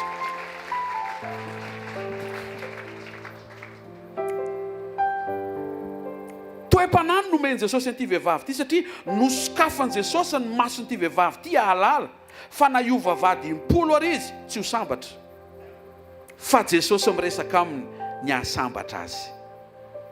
Avereny hoe toe-panahy hoe dia le izy tsy hoe voaniona vao nanomboka ty zao ny tenen'i Jesosy voaniona voalohany dia inona moa le ny tenen'i Jesosy tamin'ny voaniona voalohany? Merano fa tsy hoe voaniona tonga dia hoe vereny amin'ny elo ianao raha vao tsy mivavaka amiko. Tsy menasy le izy. Ary tsy tonga dia ny tenen'i Jesosy koa hoe zaho amin'ny Messia mandoalika. Remarquez fa Jesosy tsy manao an'izay koa. Jesosy tsy miteny hoe mandoalika. Misy anankiray izay ny teny izay hoe mandole tao anatrehako. Dia voly misy zavatra mila disernena zany, zavatra mila fantarina zany. Ianao rehefa maheno hoe Andriamanitra ny eo mandoalika ho azy ianao. Jesosy tonga anaitra n'ity vehivavy ty alala azy dia arakaraka ny androsoany fifampiresahana izy mianaka dia niana fantatra an' Jesosy ty vehivavy ty. Ianao ihany koa raha hivavaka anina fifampiresahana amin'Andriamanitra dia hitombo sy handroso ny fahafantaranao an'Andriamanitra mihoatra no nahalalanao azy tamin'ny voalohany. Jesosy ny bonheur ao an'ity vehivavy ty tsy vady miovaova ny problemany, tsy vady sahaza ny banga taminy, banga ny fanatrehan'Andriamanitra ty vehivavy ty. Voaran'ilay vehivavy zany satria rehefa avy nyresaka tamin'i Jesosy izy teo izy ny Jaona 4:7-20 nandao ny sininy raha vehivavy. Izay midika fa zay etaeta tsy feno ny voan'ny trano dia adininy rehefa niaona tamin'i Jesosy izy nefa le etaeta mbola tsy mivaly. Tsy hoe nahazo rano izy dia miverina hoe io Messia mpanome rano. Tsy ao amin'ny valim-bavaka ny maha-Kristy an'i Jesosy fa izy mihitsy ny Kristy fahafenoana ka na hivalo amin'ny valim-bavaka na mbola tsy hivalo amin'ny valim-bavaka tokony handrenao any anatinao any hoe feno manana azy. Zay zany zao sujet de prière tokony ho entinao manokana tompo maninona ary rehefa tsisy vola tena eniko otrony banga be zany ny fiainako nefa rehefa ndray mandeha tsy manatrika ndray sabotsy amin'ny heriny amandeha ohatrany maivamaivaninao zany le tsy tonga eto fanatrehan'Andriamanitra marary ianao zany ianao tokony mahatsapa hoe tena tsy afaka nakany tamin'ny sabotsy teo fa maninona ary tokony hoen'ny vazanainao le izy tandremo fa ny tsy tonga ndray mandeha ny tsy tonga ny roa mandeha dia azaveko anao ny système ny zavatra io dia ny tsy tonga ny roa mandeha ny tsy tonga ray volana dia le tsy tonga roa volana io manomboka tsy tonga enim-bolana dia manomboka tsy hita dia tsy hita herintaona dia tsy hita roa taona dia tsy hita tsony manazava fotsiny efa tsy manery mampafantarinao zavatra mba hitako a tehirizy dia tahetanao an'Andriamanitra ka raha tsy ao rery misy Andriamanitra ko avinavina zany tsisy ny teny hoe ato rery fa raha mba ato ny tarehan'Andriamanitra anao mahatsiaro ny tenen'i Jesosy hoe azo mifindrafindra trano izy izy misy dikandolo zany hitantsika ao anatin'io fa lay vaolam-piombonana vavaka dia isan'ny lalana ahalalantsika n'Andriamanitra bebe koa iainantsika ny fiainana mandrakizay zay tenen'i Jesosy fa zao natao hoe fiainana mandrakizay mahalala an'Andriamanitra ao anaty vavaka ianao dia mila mahalala an' Jesosy fa avy amin'ny zavatra rehetra mba tonga anao tsy toditodika hitady ny zavatra rehetra ny amin'ny toeran-kafa ankoatran'i Jesosy fa mila manam-paharetana ianao fa niazy ny zavatra rehetra tsy omeny amboalohany fa omeny manaraka eo rehefa hita fa mety ny toe-panahy aza beketrika zany e zay aza fetsifetsy zay ny faharoa aza fetsifetsy a hitady ny zavatra rehetra hivelan'Andriamanitra fa nen'Andriamanitra koa ny ohatry ny ela be tsy ela be zany io ianao tsy manam-paharetana fa lizy tsy ela ny zazakely zao nefa mitsaika eo akibon'ny mamana ela be ve ny sivolana tsy ela ny sivolana satria tsy azo avoaka alohan'izay manjary tsy mety ary tsy azo ajanonao mihoatran'izay koa manjary tsy mety fa rehefa tonga ny fempotoana mahamety tsy maintsy avoaka ohatr'izay mihitsy ny valimbavaka sy izay oman'Andriamanitra ho anao tsy afaka mijanonela ao anatin'izay nitahiry azy io tsy maintsy apotsaka sy avoaka io mba hotrotronao tsy maintsy ary na ny fotoana aza mbola avoaka anao fa mivoaka io ary raha miteny hoe avoy amin'izay ka mbola sy tokony hivoaka tsy mivoaka io tena akaikinao ara-potoana io mivoaka hoe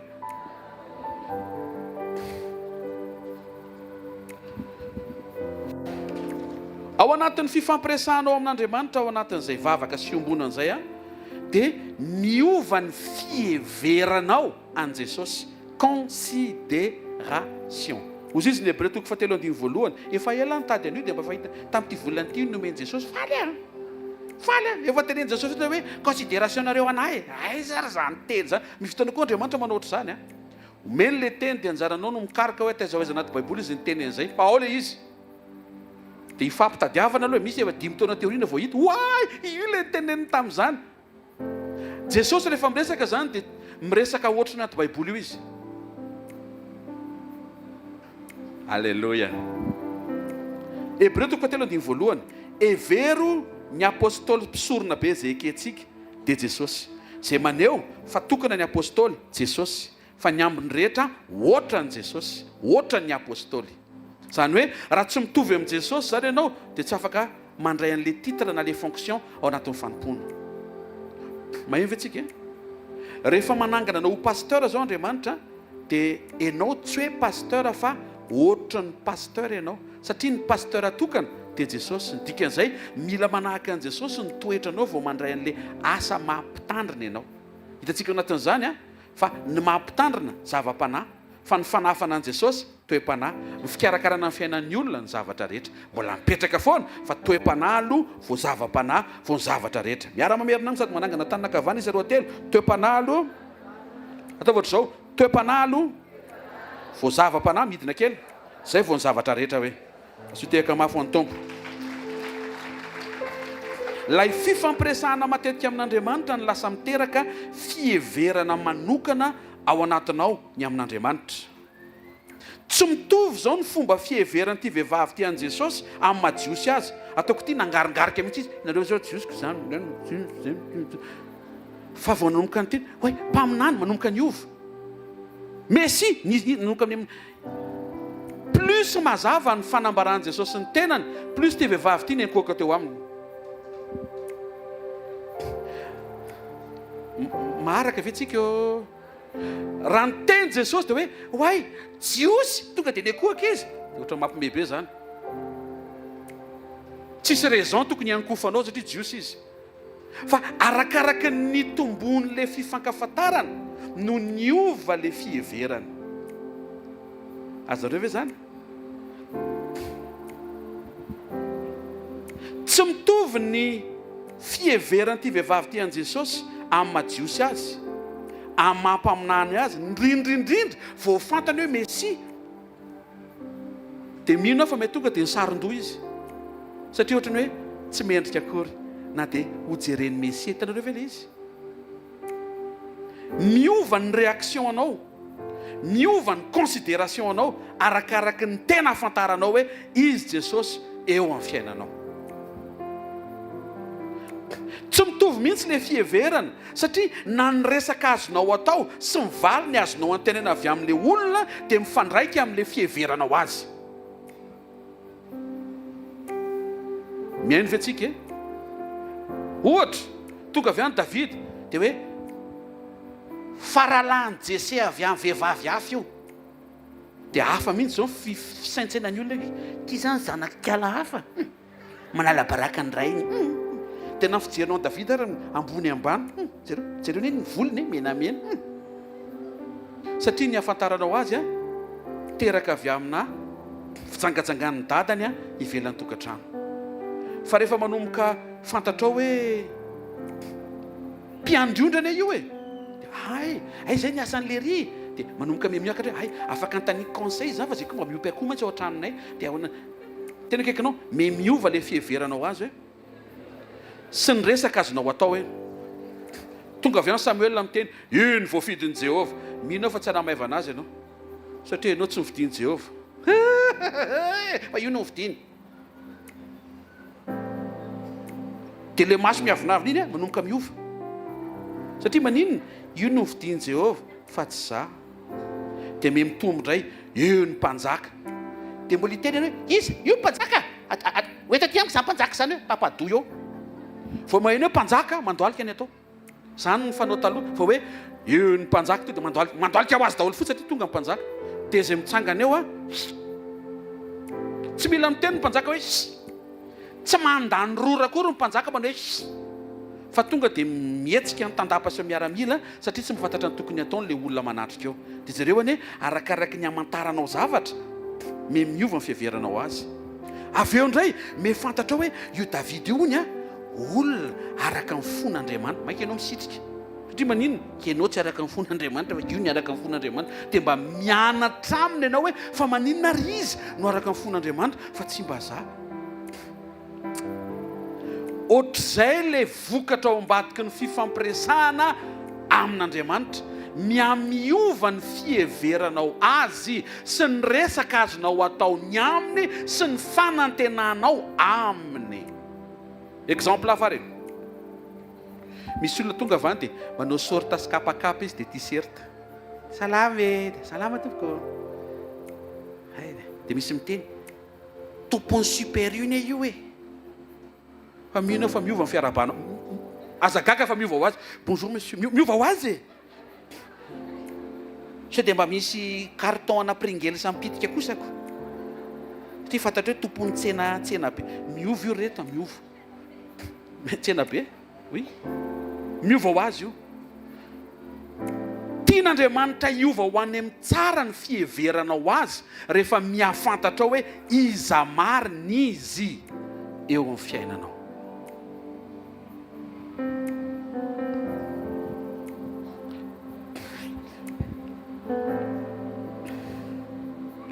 Zany Mesia zany manana famonjena ho an'ny rehetra. Tonga dia nisokatra ty vehivavy ty, wow, niteny Jesosy hoe jiosy io, dia tonga dia nisainy le vehivavy hoe tena isy problema indray zany, satria le mahajiosy ny namantarany an'i Jesosy, Samaritana sy ny jiosy maninona tsy mifandray, isy problema indray zany. Indraindray ianao mieritreritra fa maika isy problema rehefa tonga eo Jesosy, ary rehefa nitsangana tamin'ny maty Jesosy dia maika ohatran'ny problema, nisy naka amin'ny fatin'ny tompoko.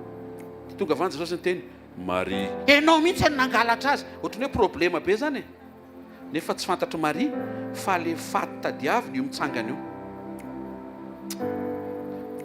misy fotoana ianao ohatry ny tonga saina zany hoe arakaraka ny vavaka pastera ohatry maika problema be amin'ny fiainako. Tsy problema zany io fa Jesosy.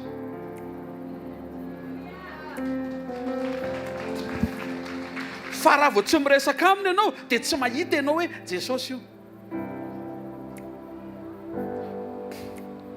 Afaka mbola toiziko ve? Amen anankiray tato ihany.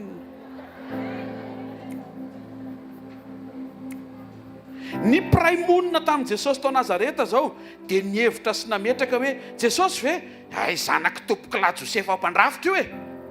Onaraka aty ahoana mifantsika hoe sava tsara ny komandy ahoana ohatrany tsy dia mandeha ny tsena ny rafitra amin'izao. Zany ny resahany tamin'i Jesosy. Dia hainao mivaly tenin'i Jesosy maranitra tokoa zao mifantsika. Dia ahoana ny tsena ohatrany tsy dia mandeha zao ny rafitra fandriana fa ny rafitra armoara zao ny tena mandeha.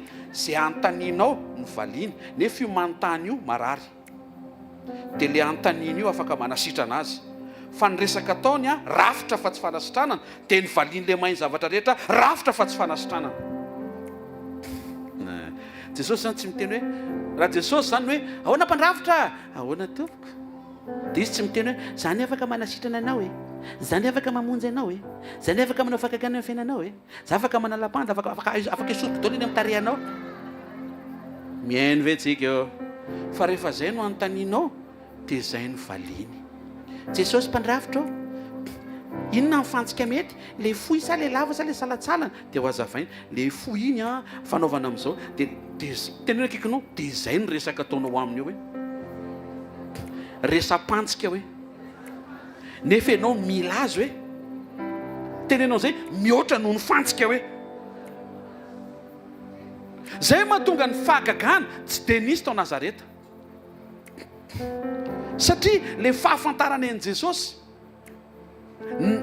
nametra n'le fieverany, natonga n'le herin'Andriamanitra ngeza be lasa voakofona. Aza kofonina ny herin'Andriamanitra. Ivavaka amin'i Jesosy fa Jesosy tonga dia tena mpanangana raha siandralavo izy, raha siandralavo Alleluia. Rehefa lavo petera natsangany tonga eto koa tompo tia le lavolava tianao foana na lavo ary eny tokoa tiany foana ianao na lavo azy fa mety tso any an-danitra ianao na tiany azy. Mahay vava tsy fahaivam-bavy zany fa fahamarinana. Tiany foana ianao na manondrana azy fa tsy apiditra anao any an-danitra ny fanondrana anao. Tiany ianao iova. Aza considéreny Jesosy ho mpanangana anao rehefa sendra lavo. Considéreo Jesosy ho mpiazona anao rehefa mijoro. Dikan'izay possible ianao mijoro tsy lavo zany tsony. Satria ny olana raha voalavo eo foana ianao. Taray kely réaction fa tsy maninona haleluya. Za raha misy réaction. Ditanareo inona le considération an Jesosy ao anatinao tonga eto amin'ny fanatrena ianao. Andriamanitra ny fahagagana izy, Andriamanitra ny surprise, Andriamanitra ny changement, Andriamanitra ny métamorphose, Andriamanitra sino kely Andriamanitra. Fa tsy hitanao mihitsy hoe Andriamanitra manafaka ny kizitina, Andriamanitra manafaka ny mora tezitra, Andriamanitra manasitrana amin'ny maivavy. Tsy hitanao zany? Andriamanitra mpanafaka amin'ny betaim-bava. Zany koa izy zany Andriamanitra mamerina amin'ny laon'ny afo fitiavana efa nitsefitra ao atokantrano. Tena amenina tadiavina ny lakaka ohatran'le tsitreny intsony. Tavy amenina mafy tsara moa e. Andriamanitra mpamerina amin'ny laon'ny fifandraisanao amin'Andriamanitra tsy mandeha amin'ny laoniny. Zany koa Jesosy zany. Jesosy mpamerina torimaso. Tavy amenina. Jesosy mpamerina appétit. Horakoraka ho an'ny tompo mihitsy amin'izay. Ho azavaiko anao faran'izay loza be zany tsy mahazo tomany zany. Loza be. Feno ny sakafo. Manara hoaniny ty.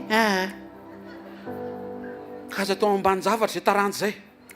Ary misy dika matao Andriamanitra maniraka eto androany. Niza manatrika eto ohatrany tsy dia mahatsako, tsy dia mahatelo, sao dia mibota, sao dia mizao. Sakafo hoany fa ho avy ny tompo amin'ny anaran'i Jesosy Kristy avy any Nazareta. Amen. Ireo mponina tao Gadarena, le toerana nanaovan'i Jesosy délivrance an'le lehilahy, le hoe nisy devoly 4 tao aminy. Nihevitra sy nametraka ry zareo fa Jesosy mpandrava business. Tsy azo atao anaty fiangonana zany Jesosy mpandrava business tsy azo atao. Fa tonga tao zay ny nahitany an'i Jesosy, dia niroany zareo tao Gadarena Jesosy. Ao amin'ny filazantsara zany, misy olona mino, misy olona tsy mino, misy olona manasa an'i Jesosy, misy olona mandroaka an'i Jesosy, misy olona miaraka amin'ny Jesosy, misy olona tsy miaraka amin'ny Jesosy. Tandremo izy ianao. Diso ny fiheverana zareo satria le kisoa very no hitany, le kisoa lahy very reny, le kisoa lahy sy kisoa vavy le nopiny ina taitra be nao vao miteny zany satria efa tsy mahazatra tsony mampiasa an'izany hoe ty karazana biby ty dia kisoa lahy, dia tsy mahazatra tsony zany. Aza fampana ohatrany hoe hainao foana le tenenina, nefa tsy hainao le izy fa le biby ny tondrona. Madio fieritreretana aminaran'i Jesosy Kristy avana zay ny amin'ny rahan'i Kristy latsaka tao Kalvari. Very avokoa ny kisoa maro tao amin'ny tanàna io tao aorian'ny Deliverance, dia nandroaka an'i Jesosy ry zareo. Ny mampanontany tena dia hoe maninona ny devolina afaka nangataka na napahefana ho any amin'ilay kisoa fa tsy tany amina ondry na tany amina karazana biby hafa. Misy dikan'izany. Tsy amakafaka lalina be vao seminaire anankiray manaraka ngamba izy hoe fa maninona ny devolina napahefana tao amin'ireo kisoa ireo.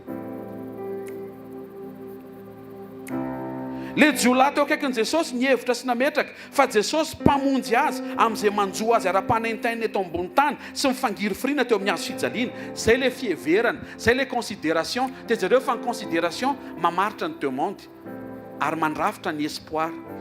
Dia sady tsy nijery an'i Jesosy izy ny raharahana Kristy. Zay koa ny problème angarainy, tsy mba nijery, fa raha vao mijery dia voavonjy.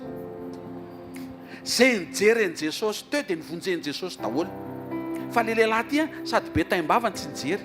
Raha Kristy koa ianao raha dia le momba n'le fanaintainana eto ambony tany no nangatahany. Toy izy Jesosy tsy afaka valiko.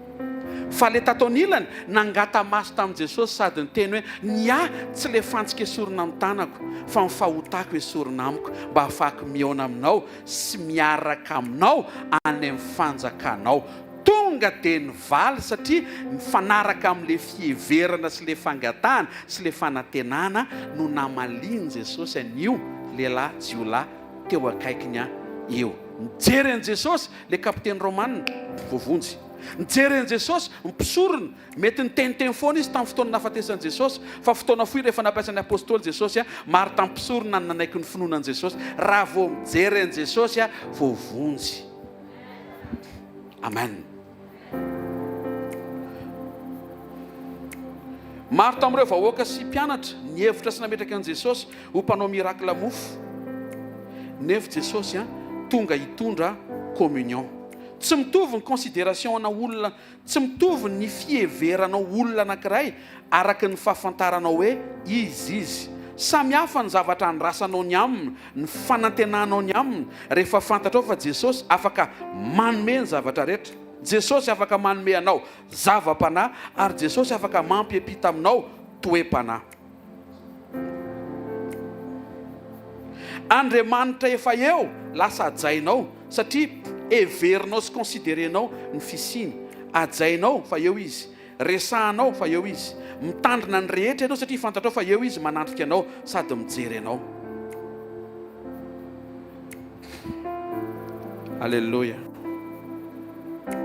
Lasa feno fatahorana azy ianao rehefa fantatra hoe iza marina izy ka mametraka azy sy tena miconsidere azy ianao. Fa eo akaikinao izy mahavita mameny zavatra rehetra ho anao izy rehefa mihetsika ny zava-panahy nomeny satria mahazo aina ny toe-panahy avy aminy ao anatinao. Tena ny zavatra angatahanao ary lasa tsy tavela ianao any amin'ny mangataka ny zavatra rehetra, fa lasa misokatra ny ao anatinao mangataka amin'izay hoe tompo ty toe-panahy ty tsy haiko miaina azy, te hiaina ny ty toe-panahy ty. Voaresaka foanao hoe mila manam-paharetana. Za Jesosy tena tsy manam-paharetana, tena tsy manana. Ahoana ny ahafahako miaina an'izany hoe manam-paharetana izany satria ianao no niteny fa izay maharitra hatramin'ny farany no vonjena. Teo isan'ny ho vonjena nefa tsy manam-paharetana. Ampianaro ahy tompo. Dia ho ampianariny amin'izay ianao, dia ho hitanao amin'izay le famataranandro aminareo iny ohatran'ny lampilina amin'izay. efa manao ohatr' zao dia vavaka ianao tafajery tamiko ohatry miveryretindray ilay izy formation ana faharetana mangataka amin'izay anao rehefa le mirava hoe tompo ataovy mahita fitibus a formation faharetana fa nefa Andriamanitra koa afaka nafaingana sy ampahita fity ary anamora ny zavatra rehetra. Manasanao ary hitsanganam-pitiavana ametrahantsika ao anatin'ny fiombonantsika latabatra amin'i Jesosy, fiombonantsika tena sy raha aminy lesika androany.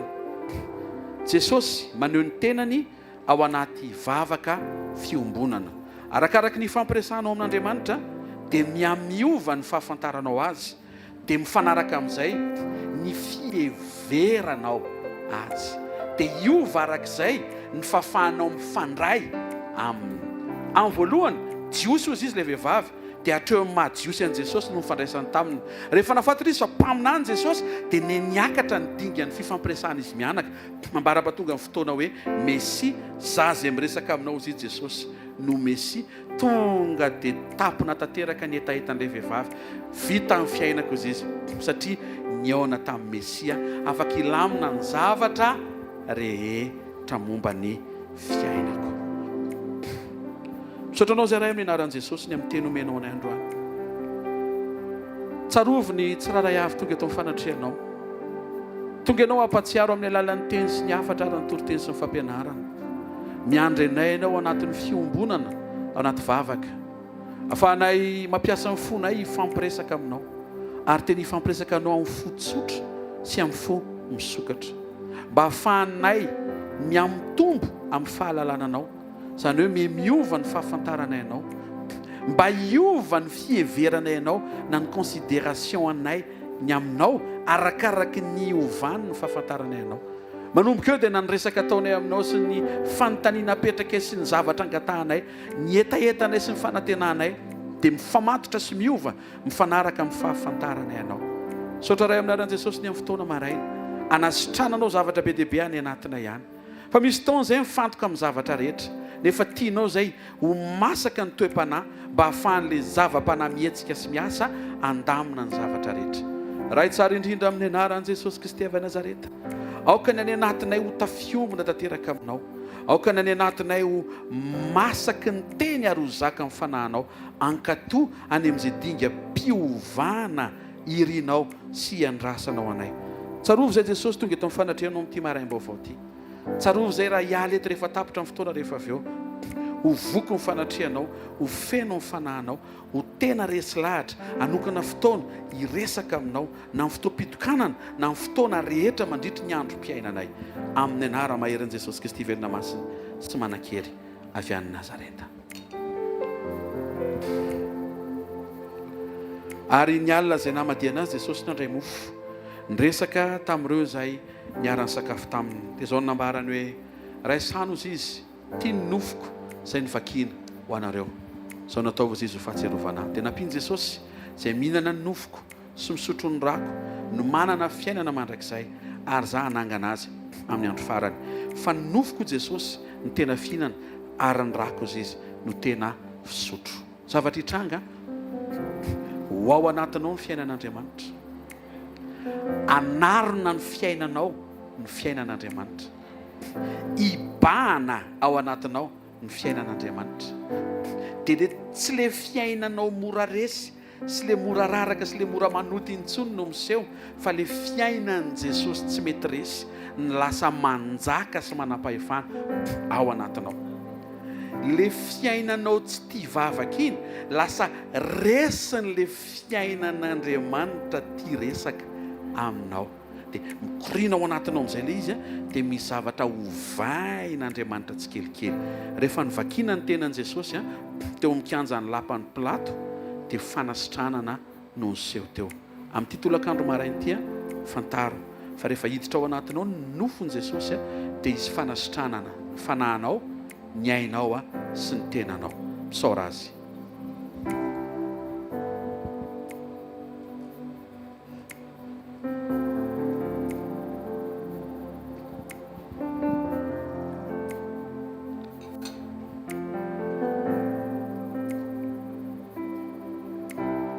Raisin'i Jesosy ny kapoaka misy ranom-boaloboka. Izao nambarany hoe tiany rahako izy izy a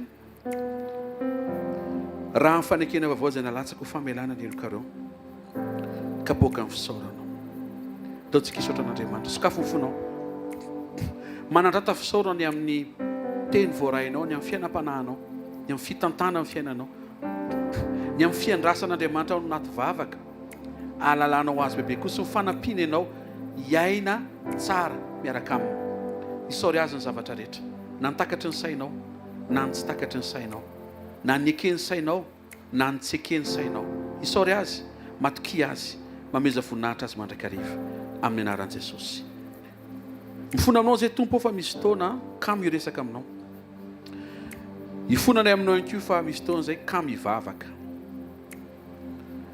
misaotra fandroa maraina dia hatsanganao vaovao zay misaotra ny famindrapo misaotra ny famelan-keloka amin'ny anaran'i Jesosy amen manonona amin'ny anaran'i Jesosy Kristy avy Nazareta fa voavela ny elokao misaora azy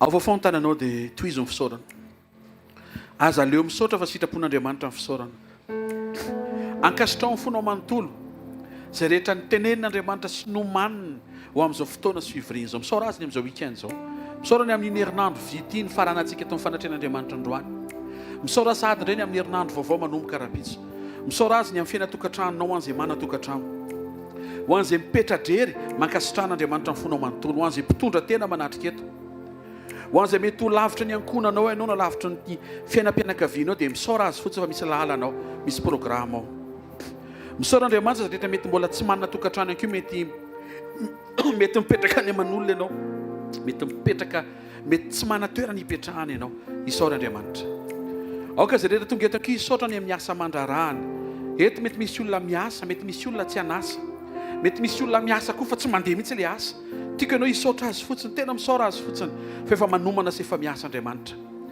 misaora an'Andriamanitra zay rehetra tonga eto ka mianatra na mety misy ihany koa eto tsy tafianatra tsony na mety misy olona eto manana difficulté amin'ny resaka fianarana aoka ny rehetra tena isaotra amin'ny fony manontolo ao ambadiky ny fahamarinana ny teny zay raisika sy eketsika mahazo ain'Andriamanitra miasa misaora Andriamanitra ny amin'ny fiainanao zay rehetra makasika anao misaora azy amin'ny fony ray manontolo amin'ny anara maheran'i Jesosy Kristy velona masa sy manan-kera avy Nazareta amen ndaontsika hiteka mafitsara ho an'i Jesosy mahazo toerana vetivety dia sady anao fanatritsika no anao filazana sy fanambarana pasteur dia aoriana zay hivavaka hifampivavaka tsika dia misy fiankofana ataon'ny lioanjota mety iray na roa dia mirahavitsika alleloia anatanteraka fanatritsika dia ataovy azo antoka foana ataovy azo antoka foana fa lasa n'Andriamanitra mifonao amen takizao indray ny fandaminana eto amin'ny asa fanompoana ny rariva sy ny rapitsy moa zany mazava ho azy misy ireo fotoam-bavaka sy vondrom-bavaka misy eto Antananarivo sy ny manodidina dia mba manantona amin'ny mpanompon'Andriamanitra zay fantatrao ianao pasteur sa manorana hoe aiza ny misy fotoam-bavaka rehefa weekend zay akaiky ny toerana zay mety misy anao na zay mapety anao ihany koa zany rehetrarehetra zany dia afahantsika foana afahantsika miombona foana amin'Andriamanitra ozy izy ny ten'Andriamanitra teo hoe ny mila ampivavaka tsika dia mivavaka nefa tsy hoe mivavaka foana fa mila fiombonana dia le fiombonana nefa tsy voatahiry tsara raha tsy eo amin'ny fanatrehan'Andriamanitra dikan'izany zany ianao isan'andro dia mila mazoto amin'ny fotoam-bavaka rehetrarehetra fanatrehan'Andriamanitra zay programa eto amin'ny asa fanompoana latsinainy talata alarobia zao efa fantatrao misy vaovao mety mbola tsy malala dia resahantsika eto foana misy ny fotoana sekoly isa-maraina sekoly fianarana sekoly tsy andoavana écolage sekoly azahoanao fiainana sekoly mampety ny tontolo andronao ny latsinainy talata alarobia ety amin'ny super u Analakely tsy hoe hitady an'le tompony super u araka ny tenen'ny pasteur teo tsy hitanao izy tsy fantatra hoe izy akory izy fa hitady an'i Jesosy tsika eo amin'ny deuxième étage super u Analakely dia ao ny fotoanantsika manomboka amin'ny fito maraina amin'ny fito ka hatramin'ny valo ora sasany latsinainy manokana sekoly mpamahana olana, talata sekoly mpanasitranana ary ny alarobia avy zao dia sekoly ny tokantrano. Dia ao anatin'izany tsika tsirairay avy mila azo antoka, ataovy azo antoka hoe journée anao miaraka amin'ny Jesosy aloha voalohany indrindra. Tsy hoe le manomboka anao avy mifo maraina iny ka mandrapatonga ny amin'ny fito dia tsy isy Jesosy, misy fa le toe-ponao mihitsy vonona hoe androany avo ndelo iainy tenin'Andriamanitra tonga dia mety mety. Dia minao fa tonga anao amin'ny latsinainy dia amin'ny talata dia amin'ny larobia dia azo atao hoe talata amin'ny be dia be, fa misy sekoly koa latsinainy dia misy sekoly koa larobia, samy ilayntsika daholo zany rehetrarehetra zany. Dia ny lakamisy fifadikanina ao amin'ny Shalom ao Antanimena manomboka amin'ny 7 ora. Dia ataovy azo antoka koa hoe ataovy hitan'Andriamanitra ianao hoe tena ay ty olona ty tena misakra ho anahy, fa izy efa nisakra ho anao nefany. Dia minao fa manao izay tokony ataonao. Ny zoma mazava ho azy eo amin'ny tranombokon'olana kely amin'ny 4 ora, dia ny sabotsy etoko zany mazava ho azy. Azadino hoe efa ndraisana tamintsika le la retraite fionambe tokana hatramin'izay efa ela ny nanomanana azy dia atamin'ity taona ity voatanteraka le izy ary ny lafeny ny anaovantsika azy, fa mila misinscrire ianao misoratra anarana.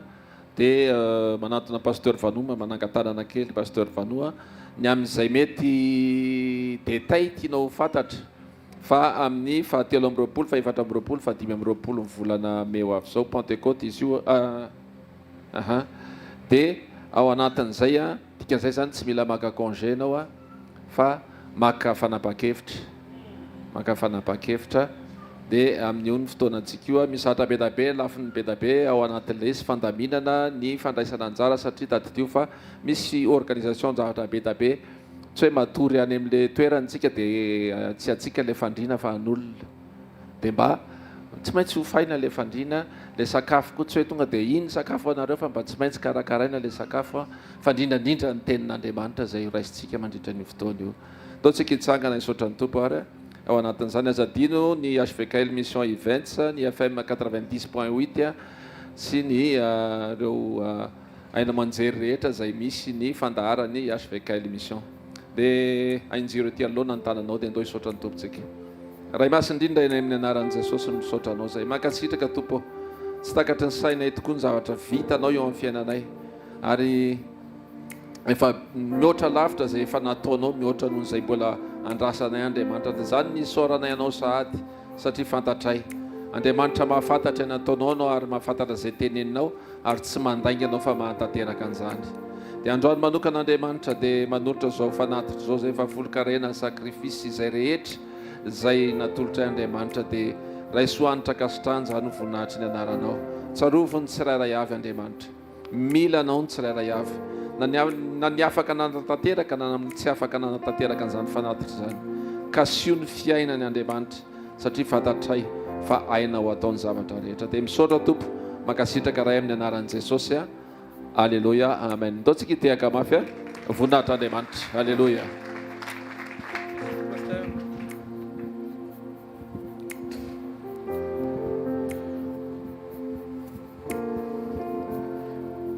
Mahafinaritra be le tenin'ny pasteur teo hoe tsy mila maka congé ozy izy fa mila maka fanapakevitra. Ohatr'izay mihitsy le fiarahantsika amin'i Jesosy amin'ny zavatra rehetra. Hivavaka ao marary aho, miomana fa ho sitrany. Ny fanasitranana zava-panahy. Ianao afaka miriary miara-miarazakazaka amin'ny zavikely raha afaka tengena ny zavikely atao soavaly dia ny zavatra rehetra. Fa ny toe-panahy atonga anao hifandray amin'izay fanasitranana izay. Dia izy boky ny obolana, ny foravoravo toetra le fifaliana. Dia raha vao tsy tafatoetra le fifaliana, tsy voatahiry le fanasitranana. Asan'ny apôstôly 10:38, fa Jesosy dia nandehandeha nanao soa sy nanasitranao. Ny fahatsara-panahy dia mahatonga an'Andriamanitra manasitrana. Satria rehefa sitrana ianao dia tian'Andriamanitra ho ampiasainao amin'ny fahatsara-panahy ny fahasalamanao. ary mba afaka ho ampiasain'Andriamanitra sy hivavaka ho amin'ny marary ianao amin'ny fahatsara-toetra.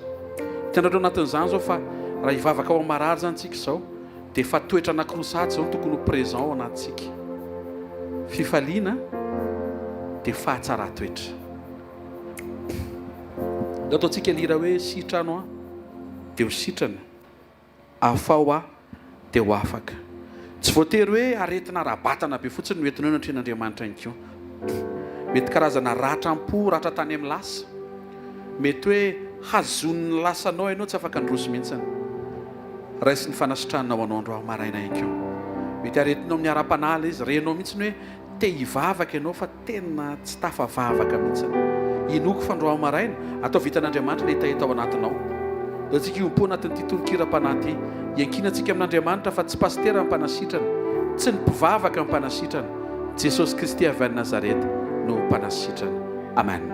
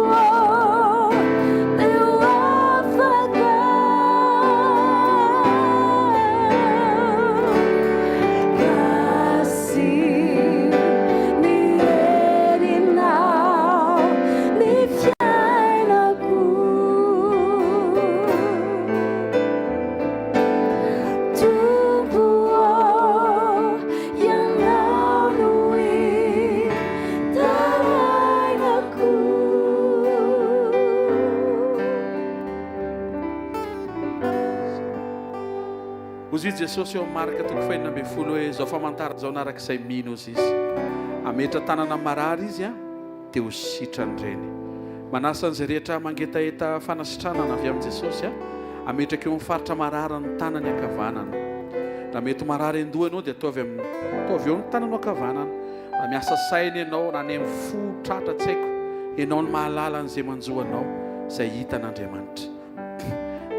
Mino ianao mino koa ny rehetra dia ary hivavaka isika. Raha amin'ny anaran'i Jesosy Kristy avy Nazareta dia kapoka ny aretanao ny fanasitrananao anay. Manatanteraka sy mankatozy asainao atao ianao hoe mametra tanana marary dia ho sitrana. Ndreto izay zanakao, misaotra fa be dia be ny zavatra amin'ny famaofao inonay kosa, fa ny tananao manafaka, ny herinao miasa, ny teninao ny manam-pahefana. Amin'ny anaran'i Jesosy Kristy avy Nazareta no hanononako sitrana amin'izay aretina manjoanao amin'ny fanaintainana sy rofo sy fampahoriana. Mitsahatra zao ny fampahoriana aminaran'i Jesosy, mitsahatra ny douleur, afaka ianao aminaran'i Jesosy. Afa amin'ny aretinandoha, ny amin'ny aretinao ny saintsainana, mora misaintsainy ratsy, mora mitsaratsara olona, afaka ianao aminaran'i Jesosy. Raha an Jesosy manadio fiatretanao, afa amin'ny areti-maso, amin'ny fomba fijery tsy mety, afa amin'ny sofina tsy mandre, amin'ny sofina mora maheno vaovao ratsy, aokositrana ny aty vavanao ny lela, nify, ny akanjo nify, lanilany, sitrana aminaran'i Jesosy amin'ny lalakanina rehetra, hatrany amin'ny tenda vavony, ny tova rehetra ka hatrany amin'ny tsinay.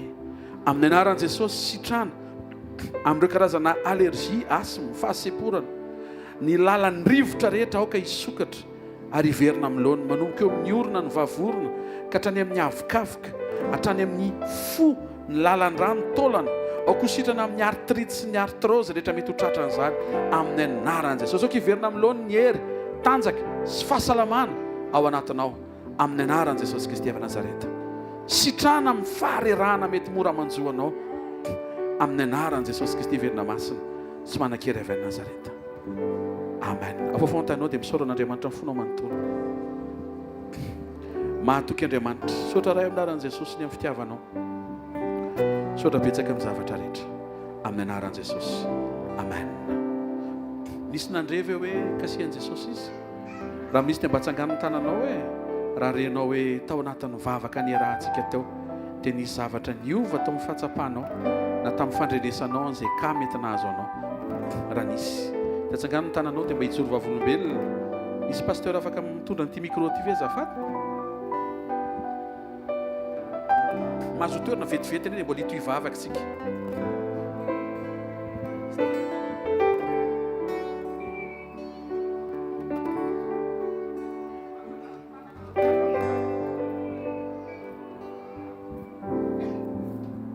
Ho an'i Jesosy ny voninahitra fa za teo nidécalcifie be dia vao naheno an'izay fanasitrana an'izay dia sitrana. Ho an'i Jesosy ny voninahitra. Efa tsy maheno manaintaina intsony aho. Fa nanaintaina nga le décalce? Nanaintaina be ty dia tata. Nify? Nify. Dia ahoana izy zao? Tsy maninona intsony. Fironin Jesosy zany calcium. Alléluia. Alléluia. Asio tiaka mafitsara ho an'i Jesosy moa e. Tsangana ny tanan'izay mba nandray fa nisy nandray teo e. Nisy nandray teo.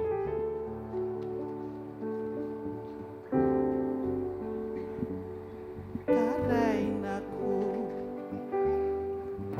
Zay. Voninahitra ho an'i Jesosy. Dao tsika hitsangana ny hovavaka e. Alléluia. Ninao fa nokatra lalana ny tompo e. Retsika fa tsy le zava manahirana fa le toe-panahy ifandraisantsika amin'Andriamanitra. Ivavaka mba hiarahantsika menakava misitraka fahasoavana. Amen. Ny fafana misitraka fahasoavana dia toe-panahy anankiray atao hoe fanetretena. Tonga dia miomana fa rehefa hitranga Andriamanitra amin'ny fahasoavany dia tsy azona le voninahitra ianao fa amerina ny voninahitra ho an'Andriamanitra. Zay mahatonga azy le miteny hoe ampy anao izy ny fahasoavako fa ny heriko dia tanterahana amin'ny fahalemenao. Dia ny herin'Andriamanitra indray mahazo aina eo amin'ny fiainan'ny olona malemy fanahy. Ataovy manaikina any anatinao any aza miady ho anao dia mihetsika ny herin'Andriamanitra hiady ho anao. Voaraintsika amin'izay le toe-panahy toe-panahy anankiroa zany. Roa le tamin'ilay fanasitranana, anankiroa reto apitaina aminao mba ahafahan'ny herin'Andriamanitra mahazo aina sy ny fahasoavan'Andriamanitra miasa amin'ny fiainanao. Ny dikany hoe fahasoavan'Andriamanitra ny grâce dia mitovitovy dika teny fototra amin'ny hoe karatosy. Zavatra maimaim-poana homanin'Andriamanitra avy amin'izay niaretan'i Jesosy ho anao. Fa ny sensibilité n'io grâce io dia olona manetry tena no miaina azy. Ka raha eto ianao manetry tena tonga dia mihetsika io. Fa raha eto ianao tsy manetry tena dia manetry tena. Ao fantananao dia isaora Andriamanitra ny fonao manontolo. Misaotra ray amin'anaran'i Jesosy omenao ny haren'ny teny. Ndreto izay miandrandra Jesosy misaotra betsaka fa afaka hetsika ny herinao ary za mihitsy ny fanantenanay. Nizaniza tonga eto ka miatrika raha masina mena. ataovy misokatra zany mba hahafaha mandeha. Aoka hiantona zay loza amin'ny tatao heverina fa miantona. Aoka tanteraka Jesosy araka ny voninahitry ny fitsangananao, ny fandresena miezinezina.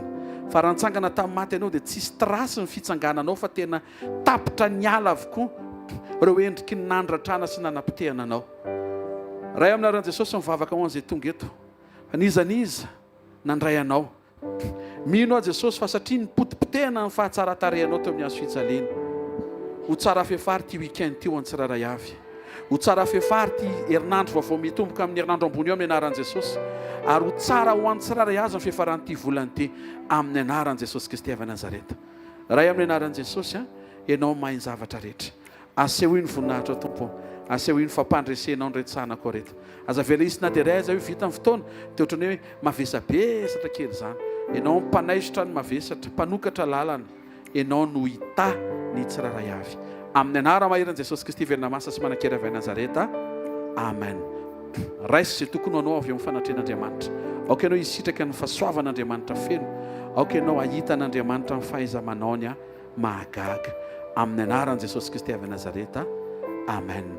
Izay mitranga any amin'ny fiainan'ny hafa tsy voatery hitranga eo amin'ny fiainanao. Tany Dego zay dia le stage ny tanàna fa le vilana nofaina hipetrahanay nirehatra ny jiro. Dia zay ny eritreritra hoe nisy groupe tao ambany fa tsy nisy groupe tao ambany. Dia nisy mpiara-manompo tamintsika na ianao an'izany dia za koa te hiaina an'izany. Dia rehefa nakane full point izy niaraka tandro pasteur nisy asa natao tany dia le stage full point ray manontolo fa le vilana nofaina nirehatra ny jiro tsisy groupe.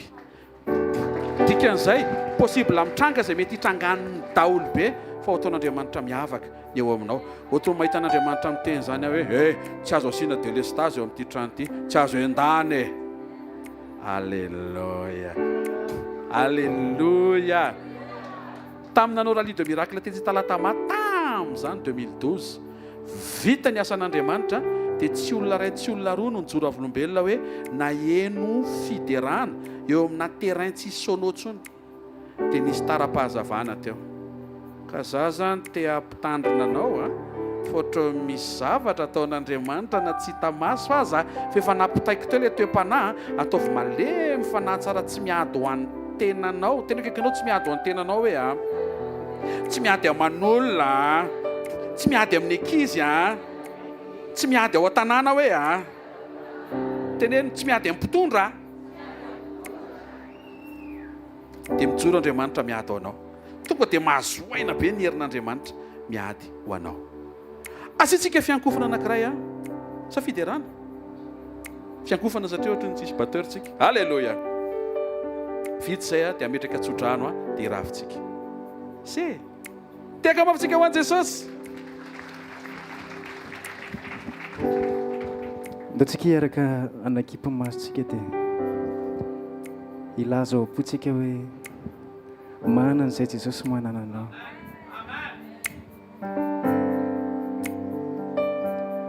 Mananao Tompo fa mananao miovany fiainako Tompo tao aminao tsy nane ninorana anao tsy ho toy izao ny fiainako raha totsy tao aminao. Lazao mafy zany hoe manana Jesosy manana anao Tompo fa manana anao miovany fiainako Tompo tao aminao tsy nane ninorana anao tsy ho toy izao ny fiainako. Raha mbola afaka milanja mafy noho izany tsika. Lazao mafy hoe manana Jesosy manana anao e. Asan-drato ny tanantsika ho an'i Jesosy. Mananao tena mananao miovany fiainako Tompo tao aminao tsy nane ninorana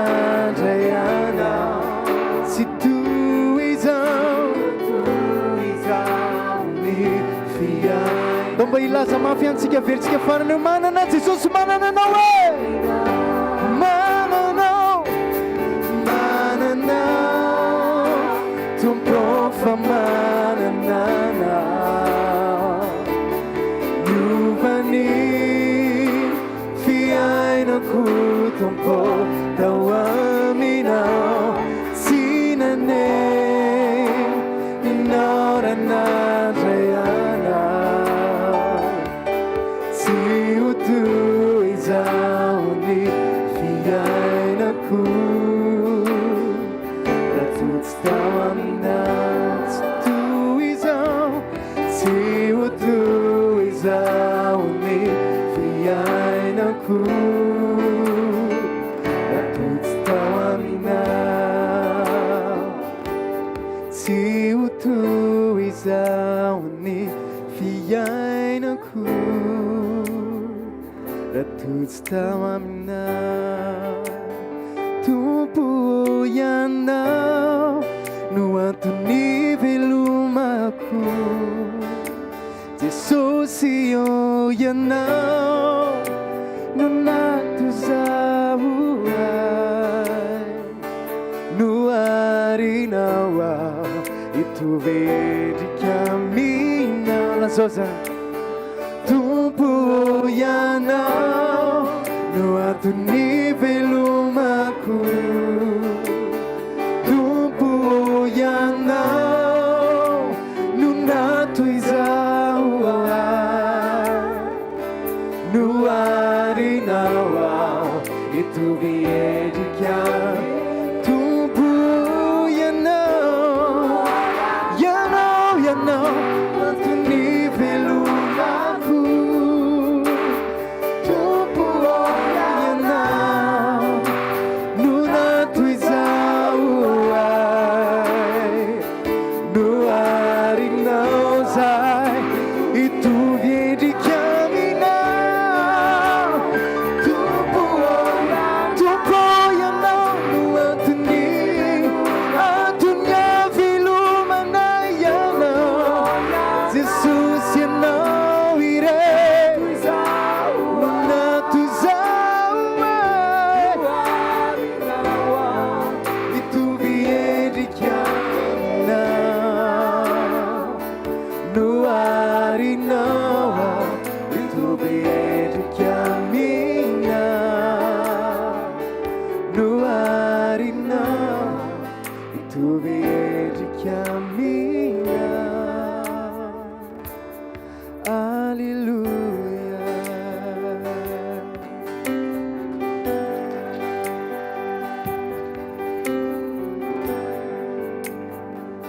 azoteka mafy tsara hoany Jesosy témoignage anankitelo vedray tantaraiko anao dia bonne journée bénisse bon week-end ianao amen tany Ambatondrazaka 2014 nisy raha matoa nesorina ny tranonjanany satria nisy problème ara-pahasalamana vita ny croisade verina nanao échographie izy naveriny Jesosy tao le tranonjaza nesorina